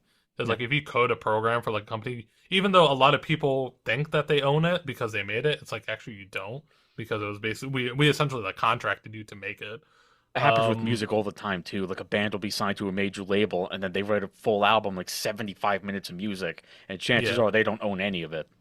Yeah, I mean, I'm not here to like justify it, but I'm saying that that is That's kind of just how how it it is. works. Yeah, it's just how it is. And then in the article, I guess the article is very critical of Pirate Software Thor, Maldavius Figtree. There's a very compromising photo which I sent you. Hmm. Maldavius Figtree on his knees in front of another individual with some creamy filling on his face, if you catch my drift. In front of a nice big hot dog with some creamy filling. I I think you am can think you reading. can figure out what I'm Oh, saying. absolutely. I'm gonna find a clever way to throw that photo in there, but censor it a little bit. I'm reading some of these comments. Maldavius is an ass. I was gonna get there. Sorry, Yeah, so I lots couldn't of help lots of myself. second lifers are commenting on this article about how much they dislike this guy. Yeah. He must have mentioned his dad worked at Blizzard because there's a fair few comments about it. So he's going around like being like, "My dad worked for Blizzard. My dad worked for Blizzard." This was, I think, before he like started working for Blizzard, um, which is very strange. And so in the comments, a user by the name of Maldavius, so Uh-huh. pretty much Pirate Software, Oh. he leaks the chat between Oh. Maldavius and Wingless Emoto. I see it. And it's, I guess he leaked it in order to maybe try to exonerate himself as to why he had to fire her, because he alleged that like basically she wasn't doing anything while he was like doing all the work or something. um it's totally fine to fire employees for whatever reason, right? But the way that that like chat log he leaked, I believe it was through the in-game chat because it has date and timestamps in a Hmm. very special way. Yeah. And so when he posted that, I believe that invited somebody else to post their chat logs when they had a chat with him. So this another individual leaked a chat log between himself and Thor. And he says, timestamp as of January 18, 2008. He says, she's also underage, so I've reported her. I know this because I met her IRL. She lives 2 hours from me. Colon P, so like tongue face. And let's break this down a little bit. Yeah. He was born in 1987. This is public information, not doxing. Public information. He was born in 1987, and the timestamp is 2008. That means he was 21 years old when he wrote this message. He says that at that point in time, she is underage, and he met up with her. So she has to be 17 or below when he sent that message. There has to be at least a 4 year age gap between them. Hmm. So he met up with a minor Yeah. with a 4 year age gap at some point in the past when he was probably an adult. It's very strange. That's strange, but if nothing devious happened, then it's fine. I'm not alleging that something devious happened. I know. I'm Because not alleging that. yeah, But I'm saying it's kind of weird to do that. it is. It is. Especially like Now, yeah, if it was just one on one, especially like um full disclosure, the person I'm with, there's a 5 year gap between us. Now she's 29 and I'm 34, so it's a little different. But there was a point where she was 15 and I would have been 20, and I did not do anything. I did not do anything. But well, you weren't dating at that time, no, so we did not. We didn't start dating until like 2021, in which this is a non-issue. But like, I bring this up because just hanging with her one on one could have been perceived as strange, but it was basically yeah, always with a group of people in which some of these people a couple years like freshmen in high school, these guys are seniors in high school. I'm 1 year removed from high school, yeah. so depending on the situation, it's okay to maybe that's a little weird, but whatever. Moving on. So When this was discovered, there was basically like a content nuke, a video titled "Content Nuke" that came out that talked about a lot of the stuff. And so there was a comment that was posted on the video by a user by the name Mameface Uh-huh. that says, "Hey, I am Wingless Emoto from way back, and my name is now Mameface. Nothing happened, and all this stuff for like basically she's trying to say that nothing happened, and Pirate had using his official Pirate Software like YouTube channel, he responded to her comment within 20 minutes, saying like this, like a redditor, like this Yeah. basically. These people are trying to farm nothing out of me, or like trying to farm content out of nothing, or like Mm-hmm. trying to take me down or whatever. Right. And so if you're claiming that you're like trying to be above the drama, you're probably not looking up drama videos. So it's very strange that they commented right around the same time. So it was probably coordinated that they basically commented at the exact same time. Now in Pirate's Discord, he says that he was 19 at the time and she was 17. And Wingless Emoto is also saying that like, oh, I don't know why people are saying I was 16. I was actually 17. Now it's impossible for them to have an age gap of only 2 years because, like I said, he was 21 when he sent that message in 2008 that she was underage at that time. So they're underage by definition means 17 or below. Mm-hmm. There had to be at least a 4 year age difference between them. So it is literally impossible that you could be 19 and 17. It is literally impossible. Therefore, it's safe to say that Thor was lying about his age when he made about when the age gap when they made that message. And because it's a coordinated attack, or not attack, but when it was a coordinated effort Right. between the two when they commented on that content new video, it's safe to assume that like they had some kind of conversation and they have some kind of understanding Like he knew about that what. she was going to post that video, and he was like prepared for it, basically. Yeah. And one other thing that he said in his Discord, which he'll show in the response video, is that what he said was that feel free to go to Mainface's Twitter and DM her. Now, here's the thing. If you've ever dealt with a manipulator, a psychopath, a sociopath in your life, you know that the thing that they crave the most is control. Mm-hmm. And they want to tell the story exactly how they want it. And they will usually try their best to do whatever they can to make it so that you don't seek out the information yourself. So if a person like that is telling you to go to this person and ask them, that means they have full control of the situation. Yeah. That means that they know exactly what Mayface is going to say. And if he's lying, which I basically proved he's lying, because it's impossible for them to have had a 2 year age gap, it has to be 4 years or more, then how can you trust this guy? Yeah. I'm not alleging anything. It's very much possible they did a meetup and nothing happened and there's just a casual meetup between friends. Yeah. Entirely possible, I'm you I'm know. going to take it at face value and assume that nothing nothing bad happened. I'm going to take that at face value. I have no reason to doubt that. And honestly, like, I gotta be completely honest, is there anything that ties this main face character to, like, Wingless Emoto? The only thing that, like, ties this person is that they put, like, a reference on their Twitter in, like, February when people discovered this issue. In, like, February, like, 12, I think, on main face's Twitter, they posted, like, a reference to their, like, old thing. And, like, so, and like, other than it being like an aged account, like the account was created on YouTube in like 2013, which Pirate talks about in his response video, there's really nothing that ties um Mainface to Wingless Emoto. This could be just somebody random in his Discord that he's like, hey, can you like pretend to be this person for me? Yeah. It's entirely possible. He is not proven at all that this person is actually this person. And so it's just disturbing. It's a very disturbing situation, and and I was thinking about this too, and I'm like, you know what you could have done, because it wasn't his comment with that chat log. He could have just said that that chat log is incorrect, He could have. but he didn't. He said he basically alleged that the meetup happened and there was only a 2-year age gap. So he confirms that it happened. Yeah.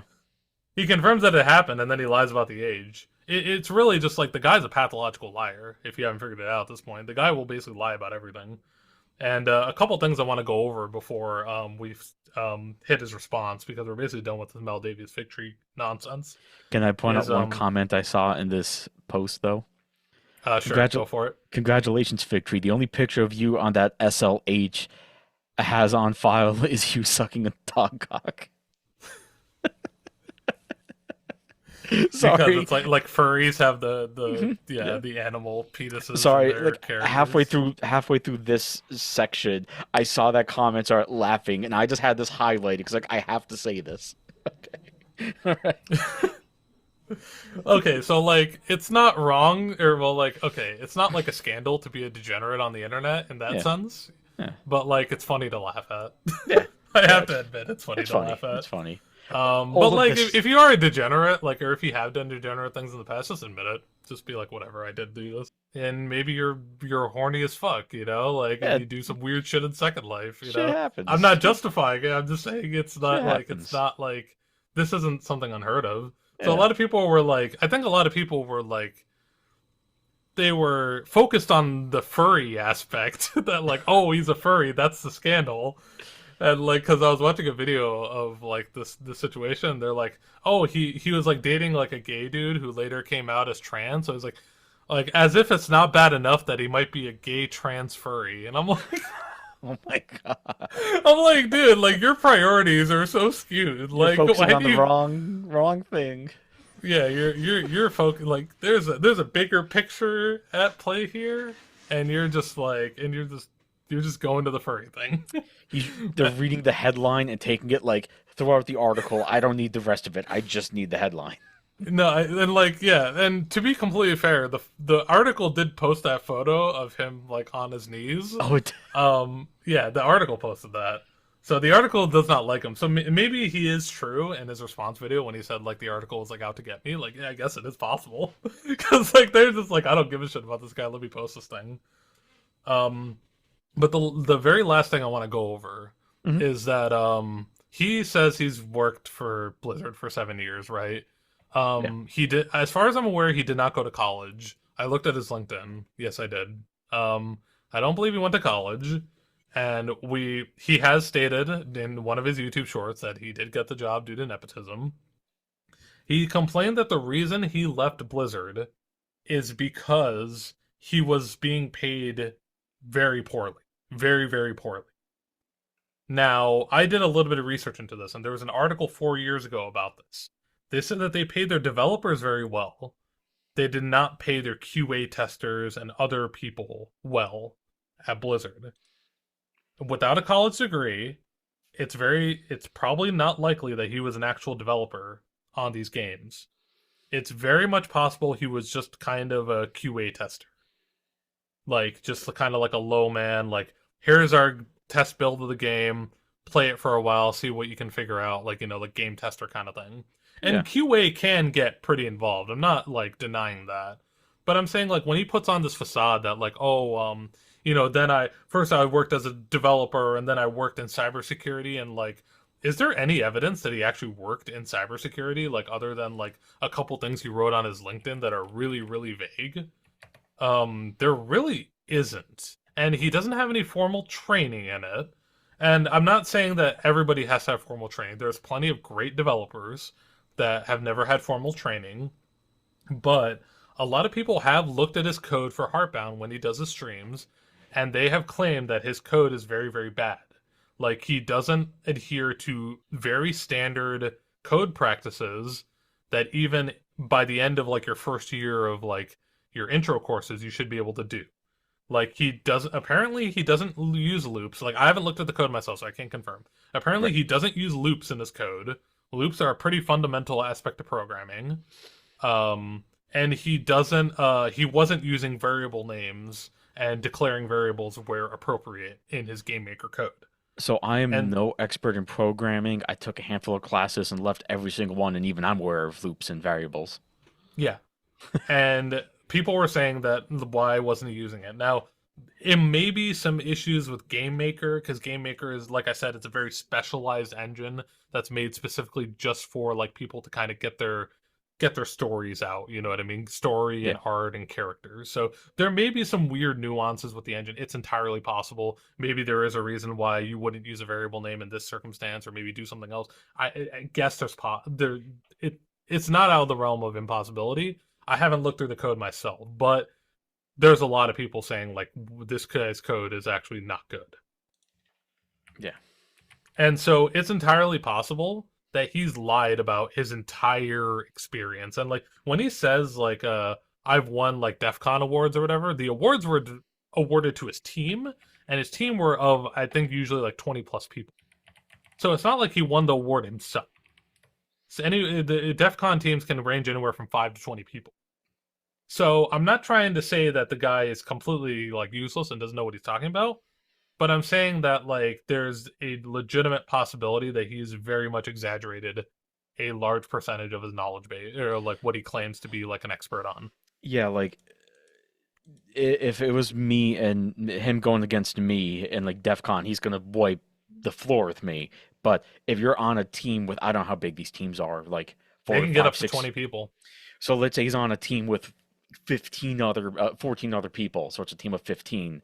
Like Yeah, it's very possible that, he won the award and he contributed, but maybe 10 of those other people were just above. But yeah, he's not acknowledging that, perhaps. yeah. Hmm. So I think I've covered basically everything I wanted to cover. Now we get to his response video, the last Okay. aspect of this video, the reason why I made this video, and the reason why we're sitting here. It The context around this response video is that all of this drama, everything that I've talked about, was Mhm. basically surfaced in January 2025. The content nuke regarding Maldavius Figtree dropped in like mid-February. I think the reason why he even did this response was because of that, but he had basically already kind of addressed it with the comments, and he put a thing in his Discord, so he kind of already soft addressed it. Yeah. Basically, when this response happened, everyone's like, everything died down at this point, and he reignited it like near the end of February by releasing this response video, and like everybody basically stopped giving a shit because he at this point this guy's like full on Lolcow, and this response is just going to cement it at this point. Which I recall in the video, he said, I made this so when people dig up these accusations, you could just direct them here. But if he didn't say anything, it probably would have just went away. Yeah, it would have just went away, and he could have just moved on. And yeah, and like I said, a lot of his audience is segmented. A lot of people just go on his YouTube Shorts and that's it. And like some people who may not know about Pirate Software, they probably like they maybe only know about his live stuff, but they don't actually like really go on his channel. I don't think he really needed to bother. I think he just needed to move on, and he did it. And he decided to basically quintillionth down on all of his on everything. And so let's start breaking this down. Yep. The tone of the video is non apologetic, unless the apology is in his favor, which I'll get to. He doesn't use any stream clips in the entire video, which is kind of strange. I figured he would probably use some stream clips when he's talking about some of the drama. He doesn't. And the central theme of this video, in my opinion, is that he talks about the drama without talking about the drama. He doesn't actually hit the main points that people are upset about or actually have things to say. Instead, he just talks about basically nothingness. It's a facade. It's basically like it's a diversion. This whole Yeah. video is basically like a manipulator tactic. And so let's start out here. And interesting enough, the WoW drama is not anywhere on the channel, and it's not in his response. You would think he would cover the WoW drama because it's the thing that started it all. I think he mentioned like a sentence, like all the WoW stuff, Yeah, because people haven't gotten over that yet, one sentence. which that doesn't seem like a lot. That is honestly like if he's just doing a stream, or if he's on like I know he has a channel for like the ferret rescue thing. It's like let's say Yeah, he's on that, and somebody brings up the WoW stuff, and he says, "Really haven't gotten over that yet, have you?" Like valid Yeah. response in a situation like that. But if you're going out of your way to make up my response to all the drama and you're ignoring like the big thing that started it, at least, Yeah. that seems kind of strange. Yeah. And the title of the video is Anything for Content. And the his thesis that he's trying to get across is that people are basically farming him for views, like by making up stuff about him. Yeah. And so let's You start know, out. like making a picture of him kneeling in front of a hot dog with cream all over his face in From 2008. 2008. In 2008. Fake Okay. news. He starts out the video by saying it won't be a monetized video, but he released it members first. I believe he did this for two reasons. Mm. One is to make money off of an unmonetized video because it's, members only content, right? That you get early. The second is to control the narrative of the comments section early by giving exposure Yeah. of the video to his diehard fan base who's currently giving him money. You control the narrative early. When you're watching this, a lot of people are manipulated by comment sections. Yeah. Because they'll watch a video, they'll scroll to the comments, and if everybody's in favor of it, then they're like, okay, maybe that's, maybe what he's saying is true. I believe this was a manipulative tactic to do that. And I'm not sure how YouTube comments work. I don't know if you can leave a comment on a members only video and then it goes to non-members only. I don't know if it keeps those comments or not. But either way, he gave exposure to his audience first. Now, the only question I have is, and this is a genuine question because I'm not sure. Let's say you upload a video, I make a video, and I uploaded members first. Can that be set to like a channel default thing? So maybe by default it did, and like, oops, I missed it. I don't know. Because that's And either way, this guy claims to be the YouTube mastermind who figured out the YouTube which, Shorts algorithm. I mean, I suppose fair enough. Remember, this trying, guy is 400 IQ. That's the thesis of the video as well. the things I'm doing my best to try to be devil's advocate when I can, but yeah, for a guy that tries to be all knowing and all powerful, like Yeah, I don't believe that's what happened. valid. But anyways, first he covers Maldavius Figtree. Yep. Covers Maldavius Figtree. He basically lies. I mean, there may be a little bit of truth to it, where he shows this is my character, Maldavius Figtree, and it's a fucking monitor on some like arms and legs or some shit. And he's like, this is a character that like is in a video game and people are upset about it. And it's like he's basically deflecting. It's like, no, that's not even close to what people are talking about. That also didn't look like the character in that picture of the blog post. No, it's not. And he mentioned Second Life offhand. Yeah. Like he's not giving context to some of the stuff he's saying. Like remember, like you said, he only gave like one line to the WoW drama, and he didn't give context to that. So he's talking about things, he's trying to give context, and he's not even giving context. And yeah, it's just a random character he shows up that like nobody cares about. He claims that he's not hiding Maldavius Figtree, but some people in the YouTube comments said that if you type in Maldavius Figtree into his Twitch comment, like a chat, you'll get insta banned. Oh, I was gonna say I know on Twitch you can like block certain words. Yeah, so I think he has like the Nightbot or whatever, like auto flag it and auto ban if you type in Maldavius Figtree. That's He funny. doesn't address the allegations that he was doxing people that are in the comments of the like that article. Like, oh yeah, there were comments about or like allegations about doxing. That he was doxing he people? didn't like. Yeah, that he didn't like a part Back in of that Woodbury 2008? University bullshit. Yeah. But doxing Yeah. now is a thing everybody does. So to do it back in 2008, that's like that's a He was spicy ahead of his meatball. time. That's he was a he was spicy. a trendsetter. He's And a pioneer. there's a comment that says the term lolcow in 2008. I'm like, I didn't even know that was a term that people use in These people are 2008. pioneers, I tell you. Maybe Chris. I mean, I guess that was around the time Chris Chan was making the rounds, right? Chris Chan Yep. and all those Sonic people. Chris So Chan. maybe people were using lolcow in 2008. I mean, 2008 also, that would have been like Ego Raptor, like the awesome cartoons way before he did Game Grumps too. And Yeah, yeah. good So times. a lot of interesting stuff there. But yeah, like he also claims that like, people were saying that this Mainface account isn't Wingless Emoto, but the account was named in like or created in 2013 or whatever, right? Yeah. And I'm like, to that I do have a response. I don't think it applies to this, but like, you can buy aged accounts. There are websites that sell like aged Reddit accounts and Twitter accounts and stuff like that. So if you did want to create a narrative, like Mr. Hackerman probably could buy an aged account if he wanted to. Especially if the Now, I guy. don't think that's what happened. I think either that person is Wingless Emoto, or he just grabbed somebody from his community and he's like, "Hey, you pretend to be Wingless Emoto." Let's just say he hypothetically going to the trying to enroll in that college in real life. Let's say that did happen.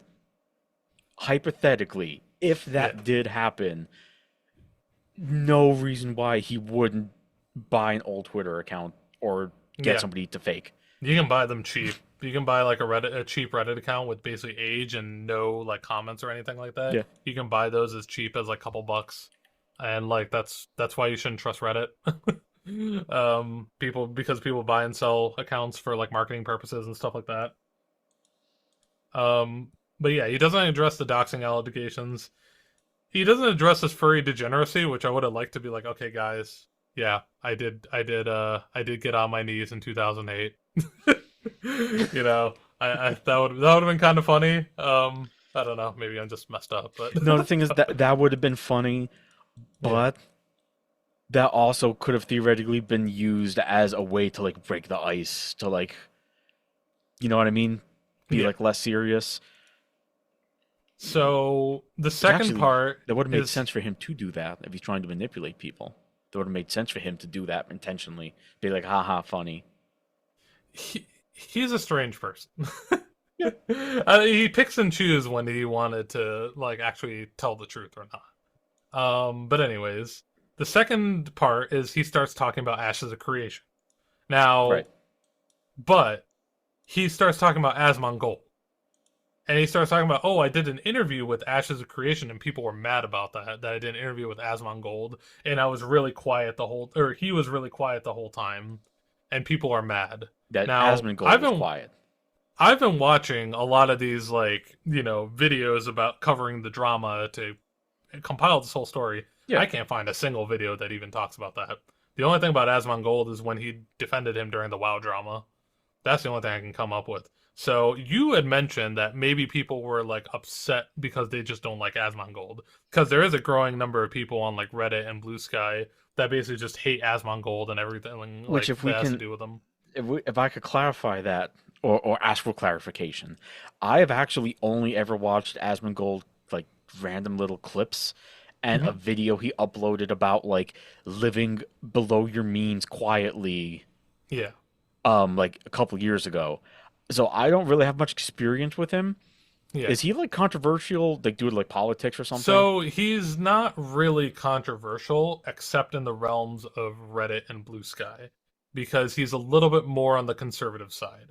That's kind of the vibe I got just from like that's kind of the vibe I got, which has like he doesn't seem like the kind of guy that would say something completely ridiculously He stupid. did say something completely ridiculous that got him a temp ban on Twitch. And Oh, he apologized for it and he said it was actually a great thing for him because then he got to kind of step away from everything, really reflect on everything he did. And okay. All I right. think his ultimate conclusion was that basically he's in this space where he's not like checked on his opinions. And eventually that like when you're not checked on your opinions, you eventually start to think everything you're saying is right, and then when you have a wrong opinion, you don't like think that anything of it. No, And so that's you'll good. say something that's If he, incorrect, yeah, and so then eventually people have to basically like kind of check you. And I think that's that's like correct. Yeah. that's very noble to be willing to be humbled. Yeah. That's a And so lot better and I think than and ever since that happened, I think he hasn't really like gone down a little bit more of like an okay. extremist Yeah, political because thing that's a since lot then. better than because the other option is never willing to change or you never willing to accept somebody can Yeah. change. So But okay, all right, fair enough. if you're trying to address the Redditors and Blue Skyers who hate Asmongold, they're a very, very small vocal minority that only exists to those platforms. Yeah. and that everybody outside of those platforms are aware that they're like kind of batshit crazy. And Like I don't have a so, blue sky, but I understand it's why it was made. So there's yeah, it was created for a specific purpose to get yeah, away from X, to get away from yeah, X because of select political reasons. So yeah. those it's going to be heavily It, skewed a certain demographic, yeah. a political demographic. And so he doesn't address the Ashes of Creation drama. He talks about another segment, and then he goes back to Ashes of Creation to then address the thing that people were upset about. So That I thought was weird. I think it's a deflection tactic. I think it's because most videos that you'll put up on YouTube, people don't get to the end. That's just how it works. Yep. You know, people click on a video, they usually don't get to the end. So Think I think what it is he's banking on the audience that probably are going to watch those first two segments and be like, oh, this is kind of like nothing. You know, people are just mad about nothing, and then they'll yeah. click off of the video. And so then he gets to say, oh, I did address the Ashes of Creation drama. But like he addresses it, there's a like it doesn't make any sense why he would start talking about Ashes of Creation, not go to the next part. He would go to Heartbound and then go back to Ashes of Creation. It makes no sense. Yeah, I couldn't figure that out myself when I was watching it. That's why I I watched it a truly couple believe times. it's a manipulation tactic. It's Mm. for those people who probably don't stick around to the end of the video. To get like the heavy hitter things out of the way almost. Like Yeah, to like get the headlines out, you know what I mean? But without actually addressing them. But then he gets to go back to them and then address them and be like, "Oh, I did address them." Yeah, yeah, yeah. You address know. them later when everybody's already X'd out of the video. Like I said, a lot of his audience is segmented. I don't believe a lot of the people who watch his shorts or YouTube watch his live streams. So a lot of this, the WoW stuff and all Ashes of Creation, this all happens live streamed. Yeah. So, and he's never mentioned WoW on his main channel. So he gets to kind of, he gets to control the story to that segment of the audience. Mm. That's my theory. That sounds that makes sense actually. That Yeah, actually does I make mean, sense. he already himself confirmed that when he doesn't check the notify subscribers, then it's all new people watching his shorts. So if you have a lot of like different people watching your shorts, they click on this video, they heard about their favorite creator talking about it, and then he's talking about the stuff and it seems inconsequential, then you probably will click off of the video and not think anything of it, or Right. you'll probably take his statement as fact, like for Mm. everything. All right, so next he starts talking about Heartbound. He talks about the development process, and he talks about first he apologizes, but I don't think he apologized correctly. Let me explain.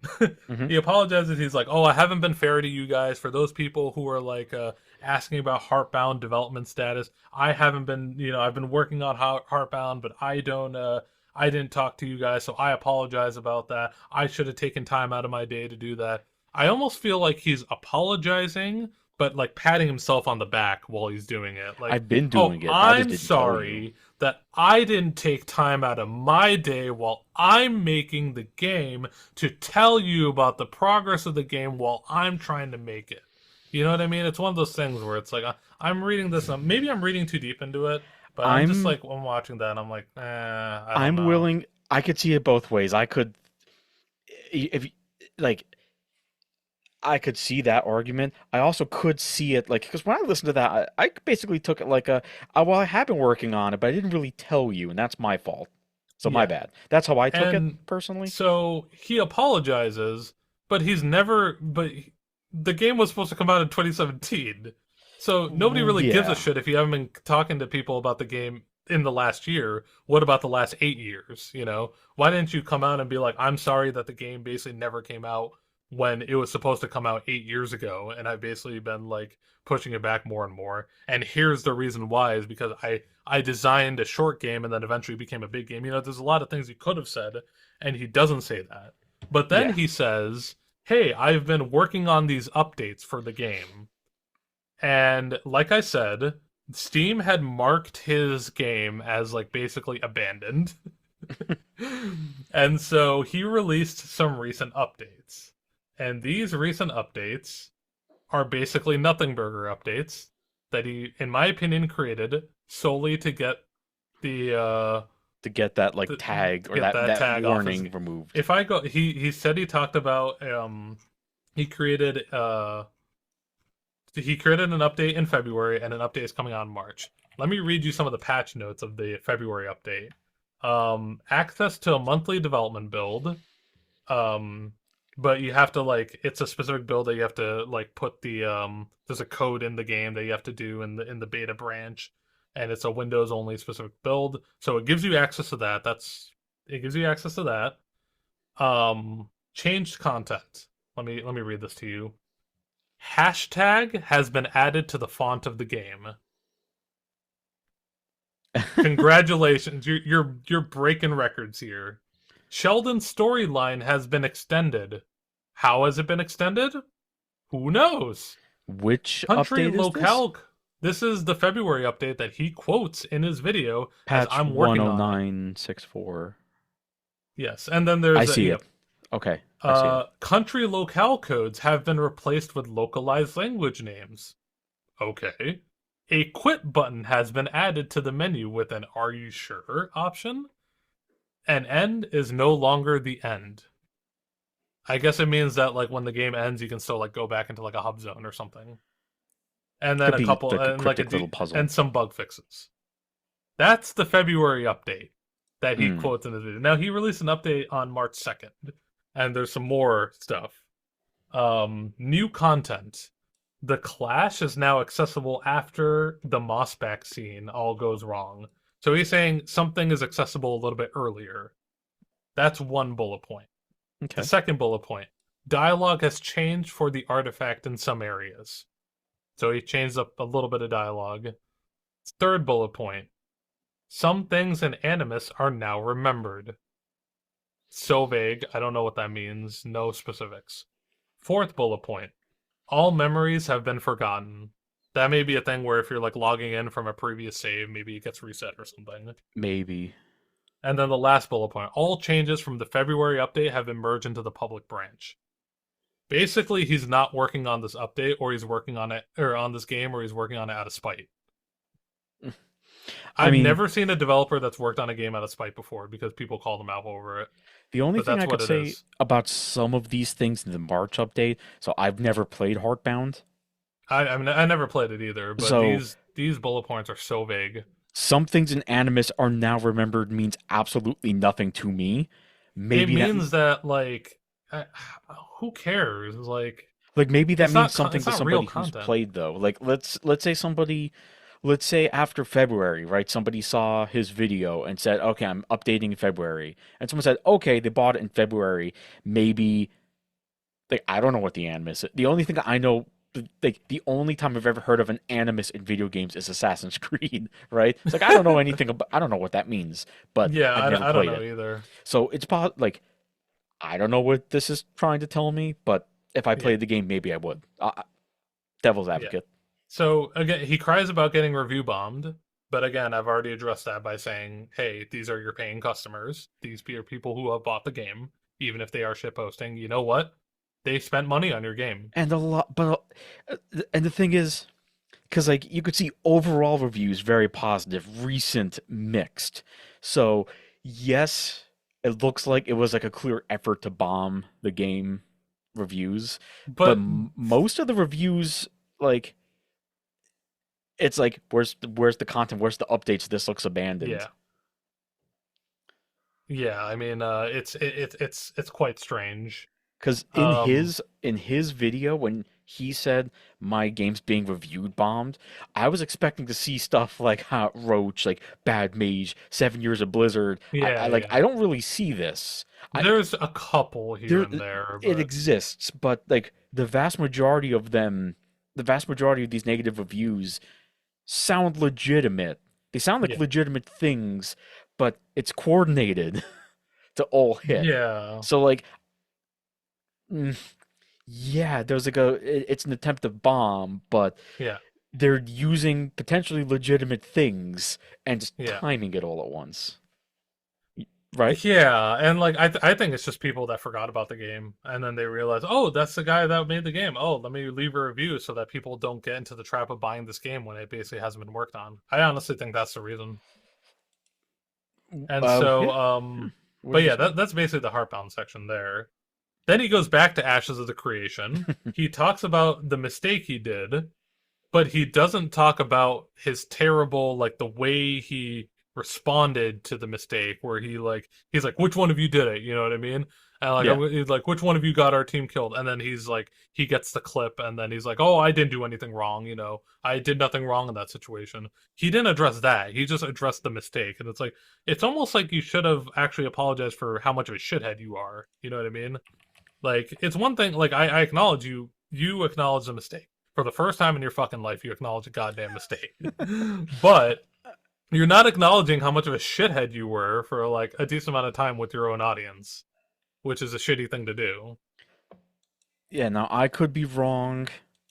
I feel like I remember him saying, I apologized. He apologized for doing it. He didn't apologize for his reaction, though. And, like, the actions that he took. Okay, I'll have to just watch that again. I Yeah. thought he definitely apologized for the action. I thought he said like, yeah, I blamed everybody else, then I realized it was me, so like my bad. I thought he said that, but maybe I'm wrong. Yeah, but, like, I don't know. I don't think that's a good enough apology for basically, like, Yeah, I mean, holding he your should have been a little, like yelling at your own perhaps audience for no reason, perhaps basically. should have been more clear. Like, I apologize for being nasty to a lot of you.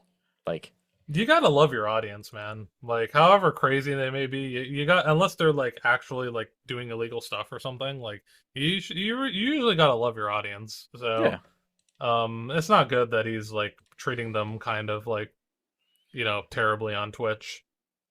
And so, let's continue here. He ignored that war against the other guild that I talked about in the Ashes of Creation segment. Again, it's a PvP game. Maybe you are going to war with people. Um, so I don't really know if that's even particularly drama. Um, he lies in the Nepo baby segment, which is the next one. He says his dad only helped with the resume, but there are clear clips of him, like YouTube shorts, of him saying that he got the job due to nepotism. So which one is it, dude? Were you lying back then or are you lying now? Either way, one time you're lying. It's completely contradicting information. and the thing, I'll throw him a little bit of a bone here, where he said, "Well, I got the job, my brother applied, and he didn't. Why wasn't that nepotism?" Well, perhaps Thor is more had more qualification out of the two, perhaps. Maybe he was like applying to be like a janitor or something. I don't Well, know. I mean, maybe, but like, maybe between the two, maybe Thor had more experience, even if it was Maybe just they like, only had one slot available. Who knows? yeah. Like, I've applied to jobs where they're just like, "Oh, we actually thought we had two slots, but we only have one slot.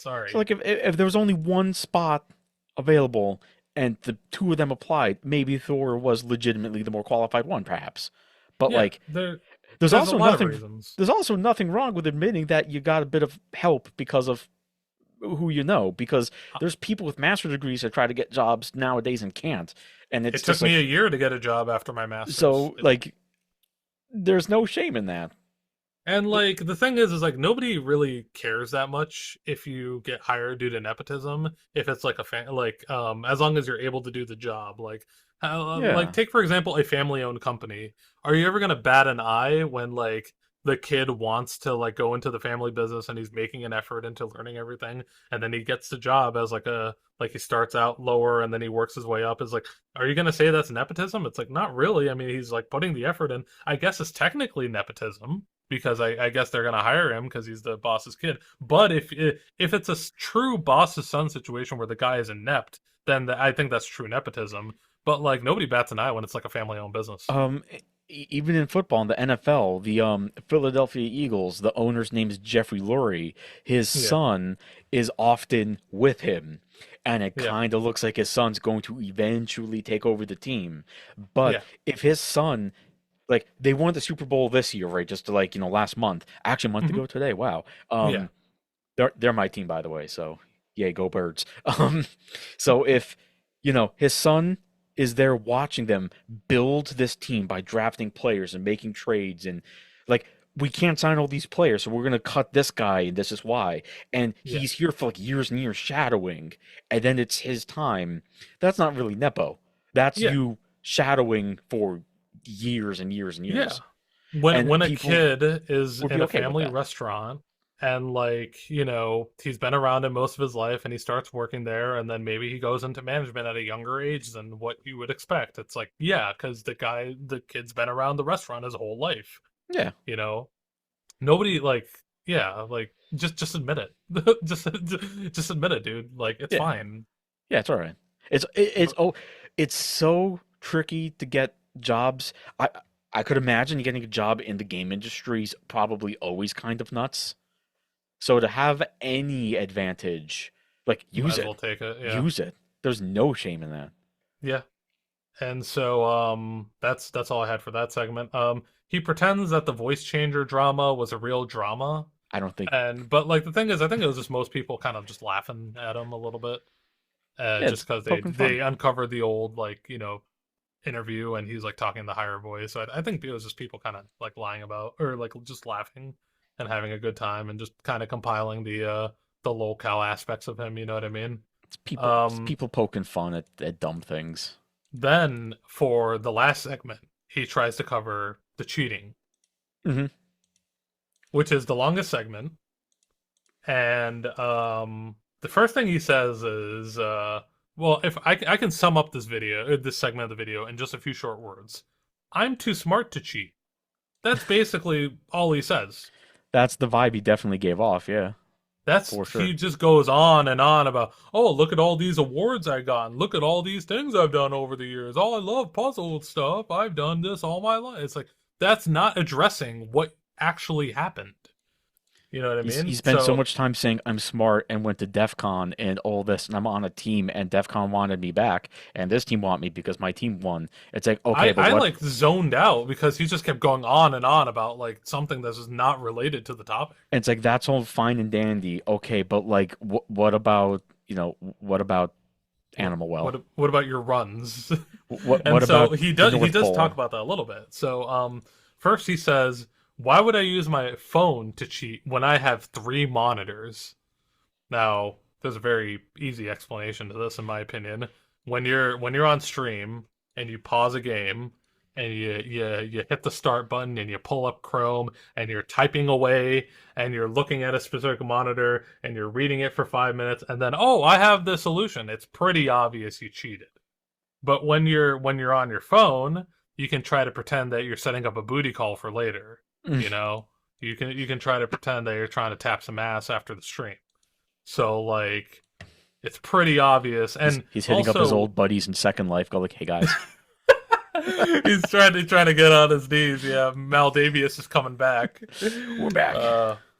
That's not a good choice of words. Coming back. Oh no. I'm But gonna have to put that in anyways, the thumbnail somehow.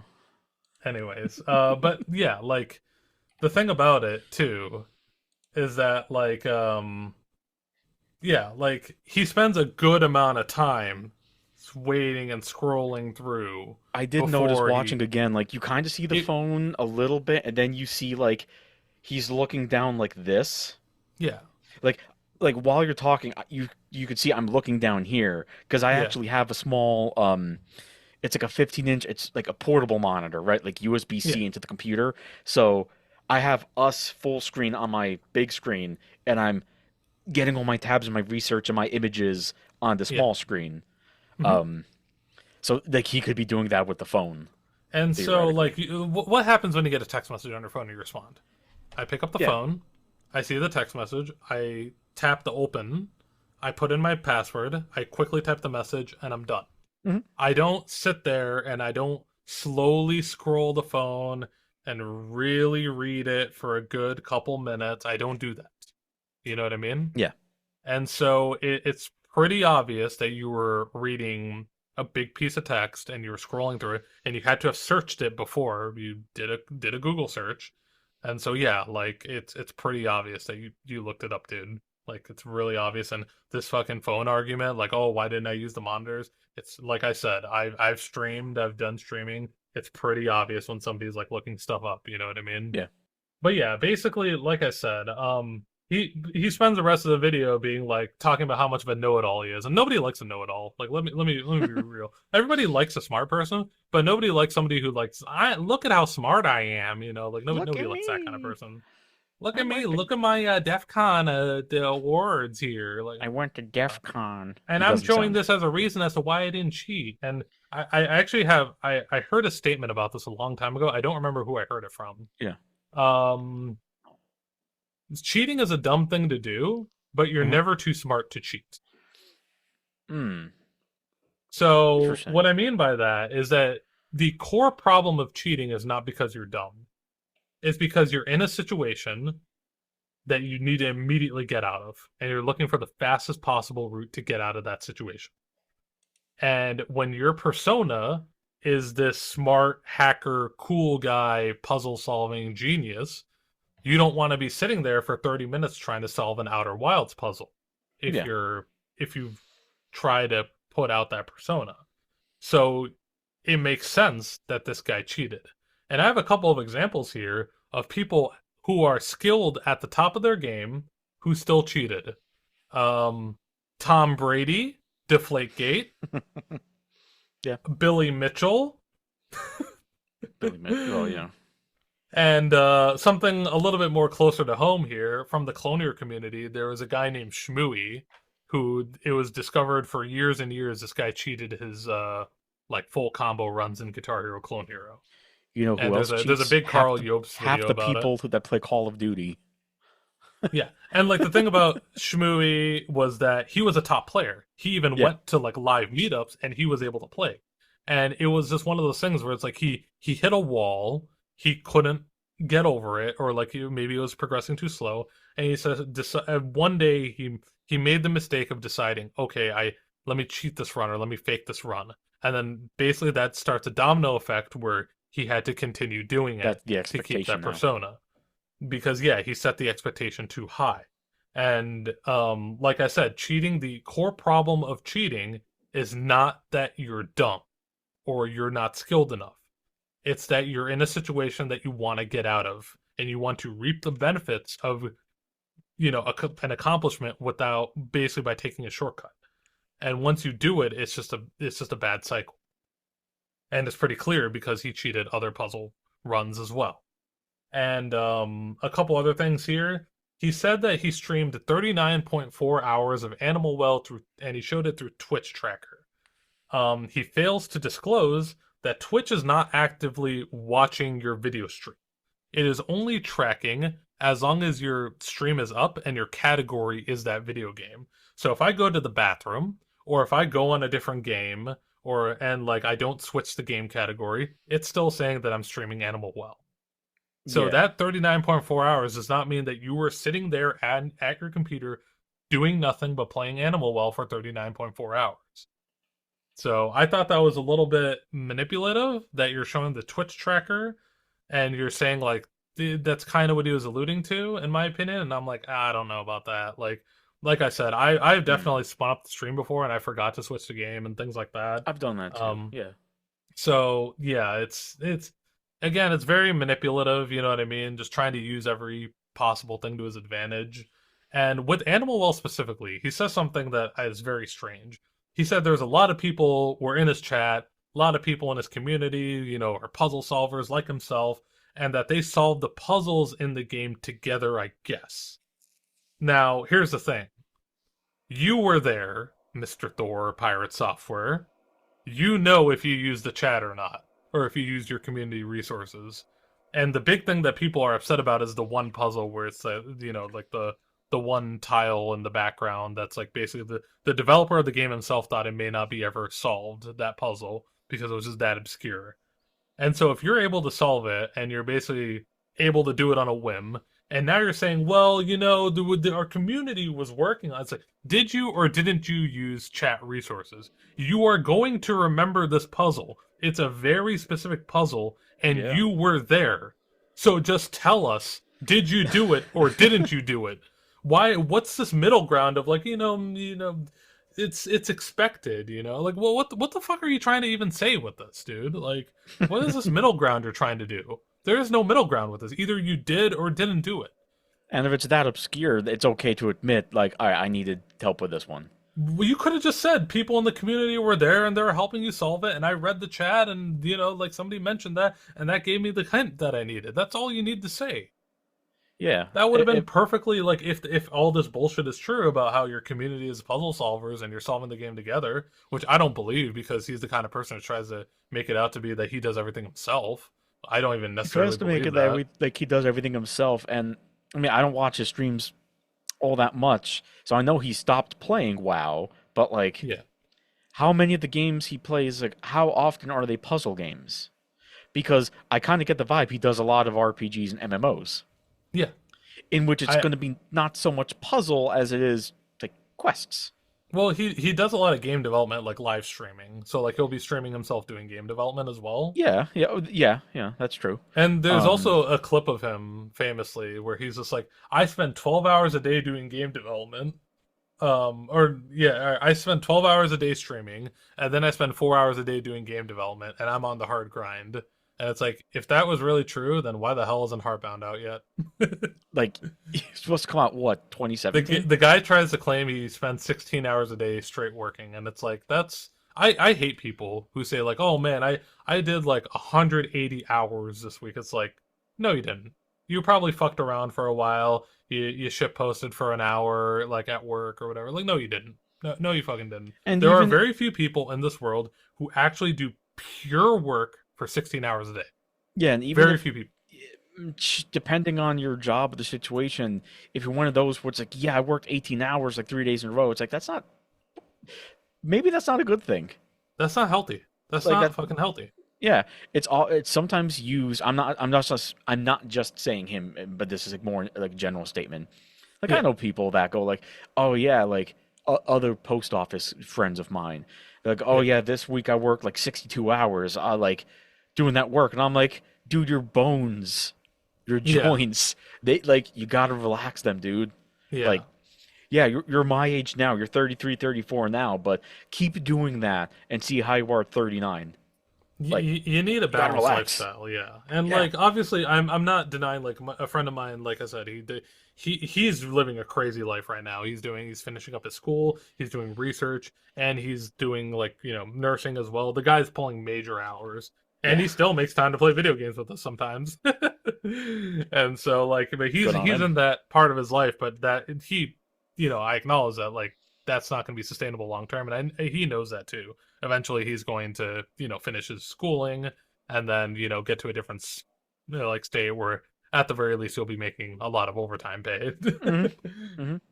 And so that's basically the end of the video, but the Oof. last thing is in a pinned comment he lied about the DMCA drama where he talked about, hey, I did this DMCA, they countered me, and I found out that it wasn't in the thing, so I dropped the DMCA.